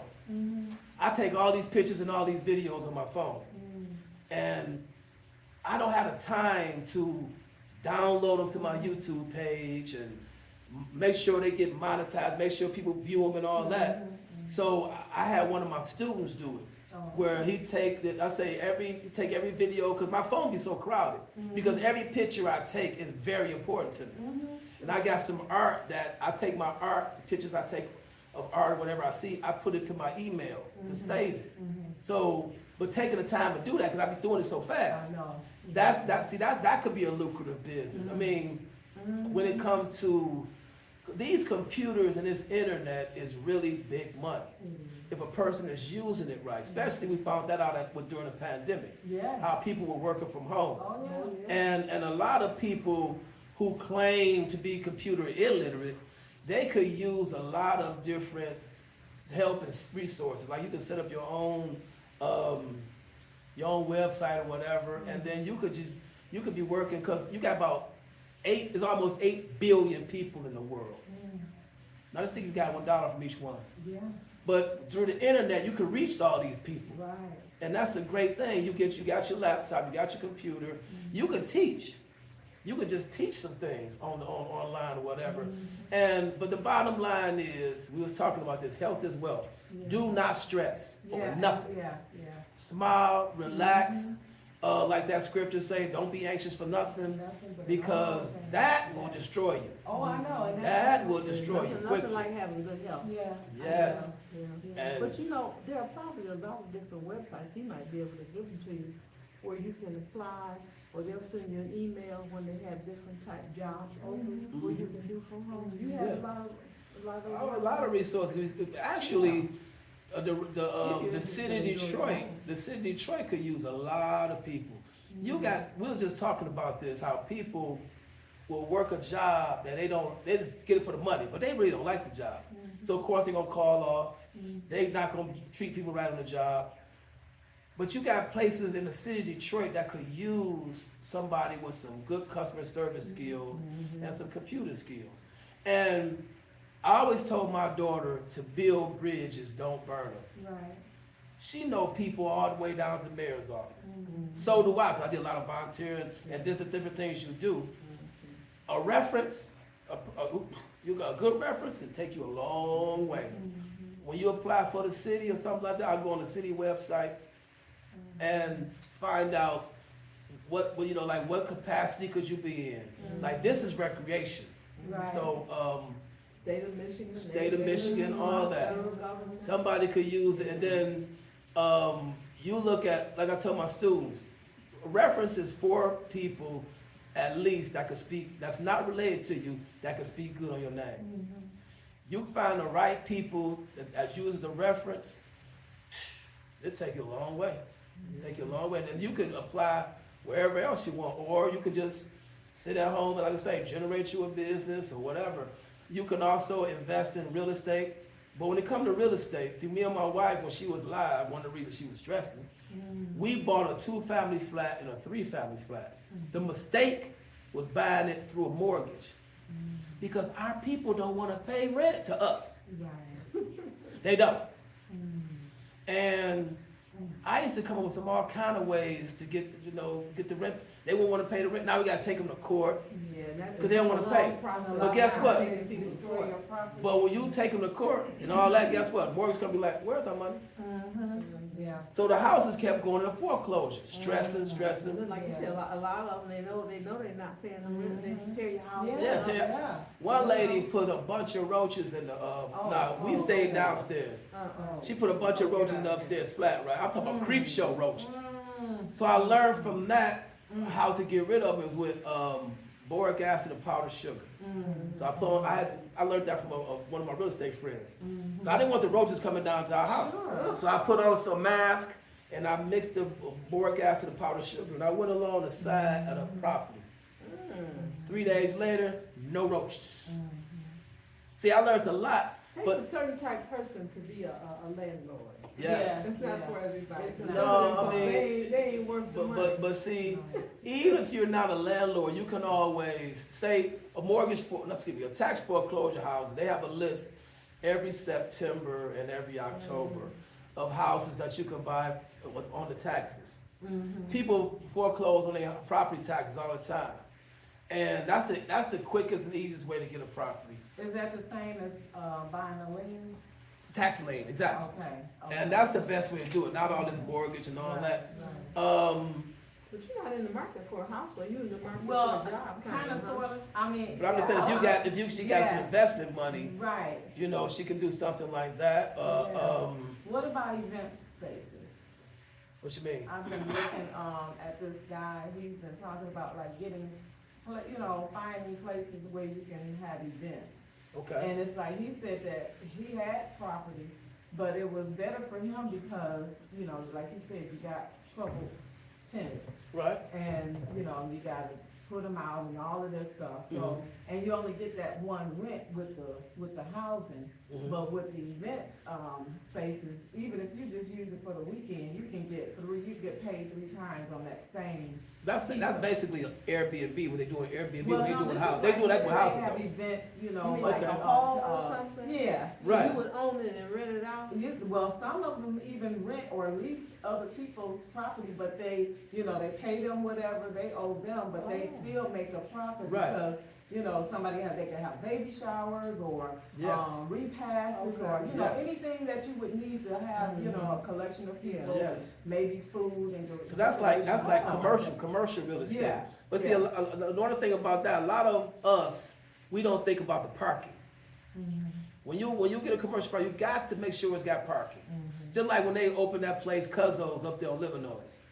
You got Cuzzo, but you ain't no parking. So they was That's trying. very important. Yeah, but parking is very important. Yeah. Because you see, the problem with the Avenue of Fashions is they not like Royal Oak. Royal Oak built a parking structure. You pay to park in the parking structure, then you go and start shopping. So I talked to the One Detroit about that one time. They didn't even think about that. And you know So- what? And they so quick to give you them expensive tickets if you Yeah. go somewhere. Yeah. Oh, yeah, the Avenue Fashion. So you took all that money. How they did that. Exactly. You extended the cement on the sidewalk. You could took that and built the parking structure. Yeah. So now they using the place where that church is. They got an empty space right there, but it's not as big. So Yeah. you can't get a whole lot of people shopping with you if you don't have a parking Right. structure. You And a gotta lot pay of for the times, park. when it comes to urban communities, they do that on purpose. Like, oh no, we're not gonna do that on purpose. Cause they, come on. You mean tell me all these MBAs, all these Harvard graduates, all that, you couldn't think of a parking structure? Right. See, not that a lot of them are losing business because people don't have no place to Yeah. park. Mhm. Yeah. So Right, they're not gonna go in there and buy whatever you selling, food or whatever. exactly. But even, but see, here, you can do it here. We got a dance studio sometime, you can do an event right here. And look at all this parking. We also got an ice skating rink over there. You could have a skating thing, whatever. Cause see, well, I'm working at a municipality, and a lot of times they don't think like I think, like the ice arena, for instance. I go skating in Northland every Friday religiously. But when we skate, they have food court. They got little surprise, you can buy little things, especially for the kids. Little whistles and bright lights. You go over to the ice skating ring over here, none of that exists. You got a kitchen, but you're not cooking for the patrons. You got popcorn machines, hot dogs. That's more money that can go to the program. But they're not doing that. See, they not. You could just have a pro shop. We got a thing over there that you can fix skates, They don't have sell that skates. anymore? No, but that's done on purpose. And you know what, my understanding is, that's the last ice skating rink in the city of Mhm. Detroit. Exactly. And we know who used, I mean, we have more blacks doing ice hockey now, but back in the day, it was. We don't have enough. We don't have enough doing ice hockey because we got the parents that don't want to bring the kids. See, but if we're not careful, that big G It's gonna word take is coming over. around. That's right. That gentrification word is coming. Of course. Because we already got, Illages, the Red Wings. They got Little Caesars, a Little Caesars team over there coming in there. Really? What you call it? What's that place? Honey Baked Ham got a team. What? But see, we don't have the businesses like we But used you to. know what, Right. Beverly always says, if you don't use it, you're gonna lose it. You gonna lose Now, I have a neighbor who teaches here, I'm not gonna tell you his name, Right? but when they open back up, and he's been here a long time teaching in the evening. And he said, in the evening, the white folks pile up in their SUVs and come down here. Yep. It's very affordable, out in the suburbs where they come from, they pay an arm and leg for the same classes they getting here. Mhm. And He they said, take he advantage said, of these stuff. folks better start using this. Yeah. Oh, yeah. Yeah, yeah, but Well, see, They will take over, but you think about it, everything good we have in Detroit, they take over. because we allow them to take it We don't over. use that, we don't use it. Yep. We allow it. I mean, Yeah, like I said, we don't recognize our resources. and this is our city. Yeah. That's right. But see, you also, And back in the day, you couldn't pay them to move in Detroit, but that's all that's moving. yeah, but see, we don't recognize the resources. Right, yeah. I'm gonna give you a scenario. See, we also battle against something else. I'm gonna give you a scenario. We had a hockey team over there. Black boys playing hockey. They was blessed with a coach with the integrity to build champions. When they went out to the suburbs, started whooping butt, the politics trickled on down and say, look, y'all can't be out here with this. Because like you just said, you can't justify paying what you pay out there for them people to play hockey, and recreation kids is whooping them. So the politics trickle on down, you eliminate the hockey team. And you know what, and, they have been saying, cause I've been coming here, you know, to classes for a long time, but they were saying that they had some plans to do something underground, to bring them from over there to over here. Whatever happened to that? Brand, who over here? The people come to ice hockey. Oh, no, They were talking about know doing that. some renovations. We got some construction coming up, and they may do that, but I don't That's understand probably why, what they're talking about. why we need to, And, you and know. they're saying it's gonna interfere with a lot of the activities over Right, here right. when they start doing that construction. Yeah, but that's the first I heard that, but that probably the worst. Could be a master plan. But see, another thing, we had a swim team. The swim team had a coach with the integrity to build champions. He had one student doing Michael Phelps numbers when Michael Phelps was at U of M. He had the kids, his name was Coach J. He had cause we used to collaborate. He had kids swimming at Belle Isle against the current. Now them kids used to go out to the suburbs and be whooping. What? Politics trickle on down. They was going through a lot of racism too. Wouldn't let them stand on the podium and get their awards. Politics trickle on down. They eliminate the swim team. Coach J they kept putting pressure on Coach J. He left. Now he teaches that cast. Now they struggling to build a swim team up. But some talk. You know what? Listen to me. It caught me. I said, it just hit me. I said, no wonder. When I'm raising my daughter and I'm the oldest of my mother's kids. I was 3. I used to be going to school because my stepfather was going there, whatever. And I was working with the kids when we go to school, whatever. Now you got we used to have 3 schools that you take tests for out of all Detroit public schools. Why is it only 3 schools taking tests for? Why aren't they all good across the board? That's right, that's right. But see, here we go again. Now they got 5 out of all Detroit public schools. But the same thing they do with the education system. We can't justify paying money for Birmingham, Brother Rice, and Cranbrook when Mumford kids are getting the same SAT scores. So we got a dummy education down on purpose. I was like, boom. Well, they always trying to do something to kind of hold black folks. Oh, yeah. Yeah, but why? You gotta learn from that. But why? We have to step in and stop it though. Why? So they can keep their foot on it. But why? We know what I tell my students, like I told my Because they daughter. think they better than us. But like I told my daughter, and I'm gonna say this, we the most powerful thing on the planet. Period. In our natural form. I'm talking about without the drugs, without all the mess. And you can argue me whatever you want. Because I don't know if you ever read Dr. Claude Anderson. He has a book called Powernomics, Black Labor, White Wealth, and a few other books. In his book, he said the greatest educational uprise was between 1865 and 1950, and it was us. Because when they let us, when they set us free, they didn't make us free, just like the Bible say. They say, everybody keeps saying set you free, but if you read the Bible, it says make you free. Because if you set free, you can always be captured. When you made free, you free forever. So when they let us free, set us free, whatever, we didn't even have a shirt on our back. We had shoes on our feet. So we had to build ourselves up. Not only we had to build ourselves up with nothing, we were hunted by the Ku Klux Klan and everybody else. So we had to educate ourselves. So our schools were greater than everybody else's. Till you came up with integration. Now, we can't let these people continue. They build their own communities. They build in Black Wall Street, but see, Black Wall Street was all over this country.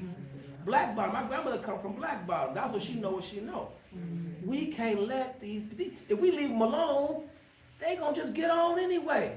So now they came in with the School Desegregation Act. Now, I'm gonna say this because I've been studying. When you see that Ruby Bridges walking into that school, that's all a setup. Because they trying to say that their schools are better than ours, when they're not. Our schools are better. Kids gotta ride a bus across the city Right. to get to a good school. Right, when this one is already a good school. We should have good schools, Exactly. where the kids can walk to Exactly, like but they see, used to. after 1954, all these schools were, we was going to old white schools. Then they moved and went to the suburbs. Left the school there and defunded it. Murray Wright used to have auto mechanics. I remember. My uncle went to school and got his car worked on. They took that out. We used to have driver's training. The driver's training was for credit. Now they want you to pay $300. Oh, you pay arm and leg. Yeah, She's yeah. supposed to drive. I went to Post Junior High. Post Junior High had a metal shop. I used to be scared to go to class. We working with machines. We making wood stuff. We making metal stuff. We fixed the machine. So now we got machinist training. We had an Olympic pool with a diving board. I learned how to swim there. We diving. Then there's not a school sitting over there right now completely vacant on purpose. I went to Commerce. There was a bridge that connected Cass and Commerce. Cass was the college prep, and Commerce was the business. Exactly. And they called themselves, I don't know why they tore it down, and then opening something over here, and it never did go. So where are the business high schools for our kids? It's coming, but they don't have enough right now. But think about it. Where are the businesses? If you leave out your house and you take $100, how many times you gonna spend with a black person? Think about it. I'm talking about for little stuff like toiletries or whatever. You're not. So if we spending $1 trillion into the system, we spend it with everybody else because we don't have any businesses. And another thing, we don't have what? Look, we had the beauty supply business because we was wearing our natural hair. Now you got them, they selling us weed, they selling us all this other kind of stuff. They making big time. And they make it big time, but see, they get their products from Korea and bring them here. You go to the Arab store, they own the gas stations, they own the party They own the stores. supermarkets, they own the banks, the Yeah. Arabs own. Thank you. You got Chinese food. Go to a restaurant. Okay, now give me a restaurant. Then you go to. They own Coney Islands, the Albanians, all that because Coney Island's on every corner. right Yeah. because we don't own. We don't own. You know, it's funny. Like I say, we just don't know. and then you don't teach your kids, and then you don't invest in your kids. If you like my all I was trying to do when I got out of college, once I figured out about business, I went to work for my uncle's landscaping company. I said, man, I need to learn more about business. I worked for free. I learned about marketing, because what they used to do, they used to take 250 flyers, they'd take some kids, they'd pass out flyers, they keep the flyers going. Then the phone would start ringing, they go do the business. So I figured that out. Customer service over the phone. I was already good at cutting grass and everything, but then working with them, I found out how to cut it faster. But then they got into dispute, started breaking up. So now I was like, I asked my mom, you know, would you help me get a truck? No, I ain't get you. Come on, mom. No. So I'm struggling trying to work and save money to get me a truck. So I believe that every young man or every young lady, the first vehicle should be either a pickup truck or a cargo van. You can get you a scat pack or whatever later. You can get you a whatever. Because see, when I was in high school, you know, the biggest peer pressure for teenagers are getting with girls or getting with boys. Not gangs, not drugs. So I wanted to go out to the go-kart racing. So I couldn't get a job in Detroit. So I had worked at Hardee's. Excuse me, it was Burger Chef then, 8 Mile and Grand River. First it was in Farmington Hills. But then when my car broke down, my uncle wasn't working across the street. I had to find a job. I had to bring Hardee's, you know, closer. So I used to catch 2 buses and walk a mile. I didn't know how I was getting home though, because there wasn't no buses running that night. So sometimes I used to have to walk home. My mom, she would pick me up at first. She's like, why is it taking so long to get out? I said, Mom, because I got to close. Now she don't want to pick me up. Then I paid the guy $50 every 2 weeks to buy a Duster that was crashed on one end. Now I'm driving a Duster. But I'm going go-kart race, I'm going on dates when I should have bought a pickup truck. If I'd only known. Because then when I got out of school, I could just went and did some landscape. Over the weekend, I could have did some light hauling. I could have did, you know, so I teach every young man, I don't care what you're talking about, get you a truck. And then learn some customer service. So you can just drive, like my daughter, she bought a Jeep. So when I looked at the Jeep, her and my mother co-signed, they just went to get the Jeep. So first thing I did, I went to the back of the Jeep. Brianna, where's your trailer package? What you mean, Daddy? You can't pull a trailer with this. What I need a trailer for? Because when it get tight, you can always hook something here and start pulling stuff. So we went and got her a trailer package. And then it came in handy when she moved from Jackson State to here. We had that U-Haul. So I told her, I said, and I got a couple of trailers at home. I said, look, when it ever get too tight for you, you can put that trailer on the back of there, you and your so-called boyfriend or whatever, and y'all get out here and start, he lift and you drive. So you can never be without money. You got to make money. You got to. You know what I'm saying? Or the drug man would be like, here you go. Here, put that in your pocket. You know, when I used to be in high school, I used to walk out the door, the Young Boys Incorporated used to line up along there with Mercedes and all that, recruiting a lot of my friends. A lot of my friends bought into it, they were dead in 10 years, or locked up. I was walking, because my grandma told me, you ain't got to do that. So I walked the other way, but I didn't have to struggle like that with that job if I only would have known. You know, I mean, but I had that Duster, I could have bought a pickup truck. But like right now, that's what I got. I got a pickup truck, trailer. I got to get that money. When my phone ring, I'm going to get it. You know what I'm saying? And when it comes to landscaping, I do it like this. I don't cut grass. I'm an artist. Because see, what I do, say if you bought a house, right?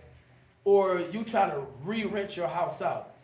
My job is to come in and get a house curb appeal. I come in and I cut your grass so crispy.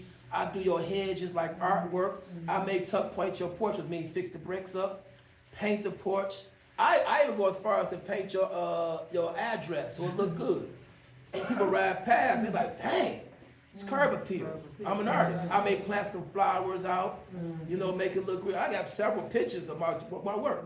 And that's what I tell my students. When you're in business like that, you take before after shots. And I like when the property is toe up. I'm talking the grass up to my chest. I love this kind. So I take a picture of it. And now when I come in and do the job afterwards, people be like, when you want me to sign the check? You know? And I also get real crazy with it when it comes to marketing. I take the before picture in black and white and take the after picture in color to maximize to maximize the money. But my problem is I got a daughter that's a scholar, because you have black people have to breed workers. Because people don't want to work for you. Yeah. Everybody in this mentality that I ain't working for him. I want to work for white folks. I ain't working for you. I want to work for white folks. So unless you got children that you raised up in the business, which some we don't do, that's why they go work for Big Three and or they go out here. I'm not working in my daddy's store. Forget that store. Then the store closed down. Like this party store right here, Foster's. Foster's was the black man's name. They use his liquor license. They pay the kids or whatever, because he gone, and they run the store. Arabs run the store. That's their store. Green Line, the same thing. There was a guy across the street named Chief. He had the liquor license, whatever. He never really reinvested back in the business. The Arabs across the street, they took his liquor license. Now they got the store booming. We don't have the businesses. Just like I used to go to church. That baseball field out there got spider webs on it. That tennis court got spider webs on it. Now we got a football field out here, right? I'm so upset because they cut the goalposts. It's no goalpost out there. And like I told them, when y'all come over here, because we supposed to be doing this, they doing the draft. NFL draft supposed to be in Detroit. When you come here, we supposed to be doing some activities. If y'all come here and leave and we don't get no goalposts, I'm going on Fox 2. I'm telling everybody about the NFL is a joke. How these kids gonna play football out there and they don't have no goalposts? Think about how many black kickers in the NFL because we don't have goalposts. Now I go out to Lincoln Park. They got Lincoln Park look like the NFL. I mean, beautiful football field because two of my students, their dad had them playing out there. But you know what I noticed? They got sponsors. Okay. These people putting money, even though it's a public school, they putting money into it.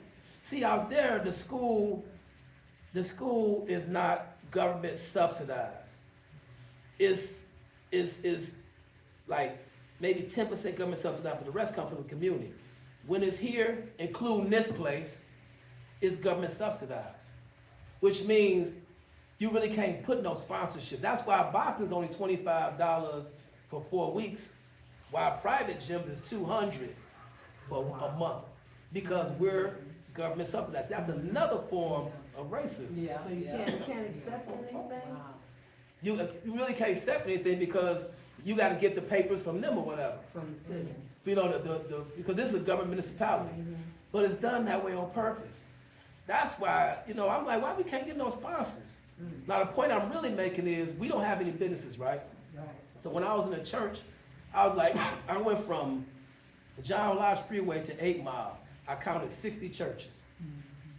Now we want to get these kids off the street. 'Cause remember back in the day, the businesses sponsored Little League teams. Yeah. Y'all in business anyway, come on, let's be real. Y'all in business too. So why you can't have sponsors of Little League teams in these churches? They'll look at me like I was crazy. Why you can't sponsor Little League teams? You got 3 strings of teams. You got first, second, and third. That's 9 times 3, that's 27 kids off the street. So y'all not serious. Y'all not serious about getting these kids off the street. We don't have no businesses. We got churches everywhere, so sponsor these kids. That baseball field is hardly ever used. It's hardly ever used. Right. So, Is it, it's locked? yeah. So this is, it's 3 o'clock. We're gonna come back Thursday, and then we're gonna get more. How you doing? Thank you. You're welcome. How you doing? What's up, Frank? We're gonna get more exclusive, and I'm gonna have what you call it? The itineraries. Oh, Now, is it anything specific that you would like to learn in this program? Anything we can discuss? I definitely want to learn about investments. Okay. And just the whole, just getting the budget, sticking to it. Right. I was at the mall yesterday and it took everything in me not to just buy something. Right. Because I love to shop. Mhm. But since I'm in this situation now, and I don't know, I just don't know what the picture's. So looking saving like. money. Yeah, definitely. What helps me to save money is making a list before I leave. Like when I go grocery shopping, if I go, Oh, yeah. I may be hungry. I'm gonna start buying up everything. But if I make a try to list, Make sure I eat before Yeah, I even go to right. the grocery store, and And- then I yeah. have a list, I usually. and then I prioritize. Are you familiar with Cash App? Mm-hmm. You familiar with Cash App? I use Cash App for like a bank. You know you can invest in stocks through Cash App. Oh, I didn't know that. You can invest in stocks, and they yield more than a savings account. Yeah. So what I everything do, does. when I buy stocks, I'm gonna say this, when I buy stocks, I do it like Warren Buffett, the richest, the most So successful can you talk investment. about stocks too? Yes, Yeah, okay. that's what I'm talking about next time, but I'm just gonna give you a heads up. Okay. When I buy stocks, I always invest in what I use. Okay. So when I pay my DTE bill, I buy some DTE stock. Uh-huh. When I pay my T-Mobile bill, I buy T-Mobile Yeah. stock. So it's my money making money for me. You Yeah. see what I'm saying? So I can't stand them shoes, Crocs, right? I hate them. Guess what? I looked it up online. Crocs is a has a stock. Oh. So even though I don't like Crocs, I invest in Yeah, Crocs. because they're popular. People, a lot of Right. Very popular. Yeah. They very Oh, popular. you looking for your book? Even with this cold and snow, people still wearing Crocs, they just put Yeah. some socks on. That's so silly. They wear Crocs all that. I mean, you know they got Crocs that got fur on the inside of them? Yeah. Yeah, they got all Yeah. kinds, that's very popular. Yeah. But see, another thing I was talking to my students about is we don't study other cultures. Yeah. See, I learned how to speak Arabic because they in our community making money. And they be talking all that Yeah. junk and stuff, probably talking about you. But you know, one thing I don't do, one thing I didn't learn though was curse words. Mm. And it's like this: if you, I shock them when I come in there and I want to get my gas, I ask for it in Arabic. They look at me, and I like to do it with a bunch of black people in there too, Mm. because everybody looking at me like, man, you've been in the army. No, I can learn like anybody else. Yeah. Yeah. Now the hardest thing for me to learn so far is Korean. Mm. You know, but we don't study. Everybody studies our culture and our spending habits. That's true. That's how they make money They off of make us. money off of it. Yeah, Yeah. because we don't take the time to do that. Yeah. All right, so like I said, my phone number is on the page. Okay. If you got any questions, whatever. But we're definitely gonna talk about stocks, and the way to, like I just said, the way to invest in them is basically what you use. Okay. And you said the that author This is Claude Dr. Claude Anderson. Anderson. I think I've Yes. heard that name. He has a book called Black Labor, White Wealth, Black Labor, White Wealth, and you said Power. Powernomics. See, first of all, he's gonna open your mind up to why we're in the predicament we're in Yeah. Well. Yeah. and what we can do about it. You know, it's a powerful. Have you ever heard of Think and Grow Rich? Yes. They got one called The Black Choice. Mm. It's by Dennis Kimbrough. You may want to read Oh, that as yeah. well. Black It's called Labor. Think and Grow Rich, The Black Choice. They got a lot of different successful stories about our people and what they do. Because see, that's what really got me involved in business, because I didn't think black people made millions. Okay. So when I was in college, I read this book called The Forbes 400 about the richest people in America. The Forest. Forbes, Forbes. Forbes. Oh, Forbes. It comes out every October. It's the richest people in America. So in '84, Sam Walton was at the top at 6 billion. So I'm like, oh my God, 6 billion. Wow.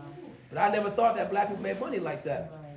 So I'm at a party with some white folks, whatever. I'm reading the magazine. I didn't think about party. I'm reading all these people. Then I came down to a person who owned Ebony magazine, Ebony Chet. I've been reading Ebony Chet all my life. Right. The man's name is John H. Johnson. He's worth $250 million. Wow. I said, wait a minute, who is this? Yeah. Didn't he pass? Yeah, he passed. Yeah. And not, of course, the His magazine. wife sold the business, didn't she? The daughter, actually, his kids, they were adopted, and they sold the business. Yeah. Yes, but Like you said, Jet and Ebony. yeah, Ebony Jr. Mm-hmm. But he was worth 250. So I read his book. He got a book called Succeeding Against Odds. Here we go reading. It was about Lerone Bennett, and this man started his business in 1941. Wow. He needed he wrote out a subscription because he used to work for his insurance company, and he had all the names of the insurance company because this man, he was light skinned, but he was always trying to find out how black people, what they talked about. So he had him do the research. So it was really lucrative. He used to go out, he was able to sell because he was studying what's going on in the community. So he said, you know what, this is gonna be a good business. But he made a subscription, and he had the list of all the people that, because it was an insurance company, it was a black insurance company. All he needed was the stamps to be able to mail out subscription. He needed $500. So he talked to his mom, First, he was going to the bank trying to borrow. You know, we don't borrow the money from the bank. Come on, now, anybody give him the money. But his mom, he said, the one bank said if you got some collateral. So the mom, she could use her furniture. She just bought her furniture. Wow. So she thought about it overnight, and she finally signed the papers, and that launched his business. That she invested in her son's business, and boom. And you know, and he owned Essence, all that, you know. So yeah, then after that, I started reading about everybody. A.G. Gaston, Barry Gordy, all of them. Started reading. Gordy's still around making all that money. Yeah. But his family invested in him too. Yeah, they had a family fund. I started reading his book. Yes. He got a book called To Be Loved. Mm-hmm. Yep, that was a great book. Are they still working on that project down there What project? with Motown? You know, they bought a lot of that property and they extended You it. know, I don't know. Pavilion, yeah, I think they are Still working on it? Yeah, they've done some things, but I don't think it's finished yet. My brother and I went down there last year. Are you familiar with Boyce Watkins? Dr. Boyce Watkins. Dr. Yes. Watkins, yeah. And you know, Dr. Boyce Watkins, he has every Thursday, I don't know if he still do it, had Dr. Claude Anderson on his show. He's like, he loved Dr. Claude Anderson, and I know why. But I always listen to Dr. Boyce Watkins, Yeah. always. And he is pro-black, Yeah. and he's always talking about finances and stocks, because he got a PhD in finance. Yeah. Yep, so definitely Dr. Boyce Watkins, definitely listen to him. Yeah, I do think that. Mhm. Yeah, he gives little clues about,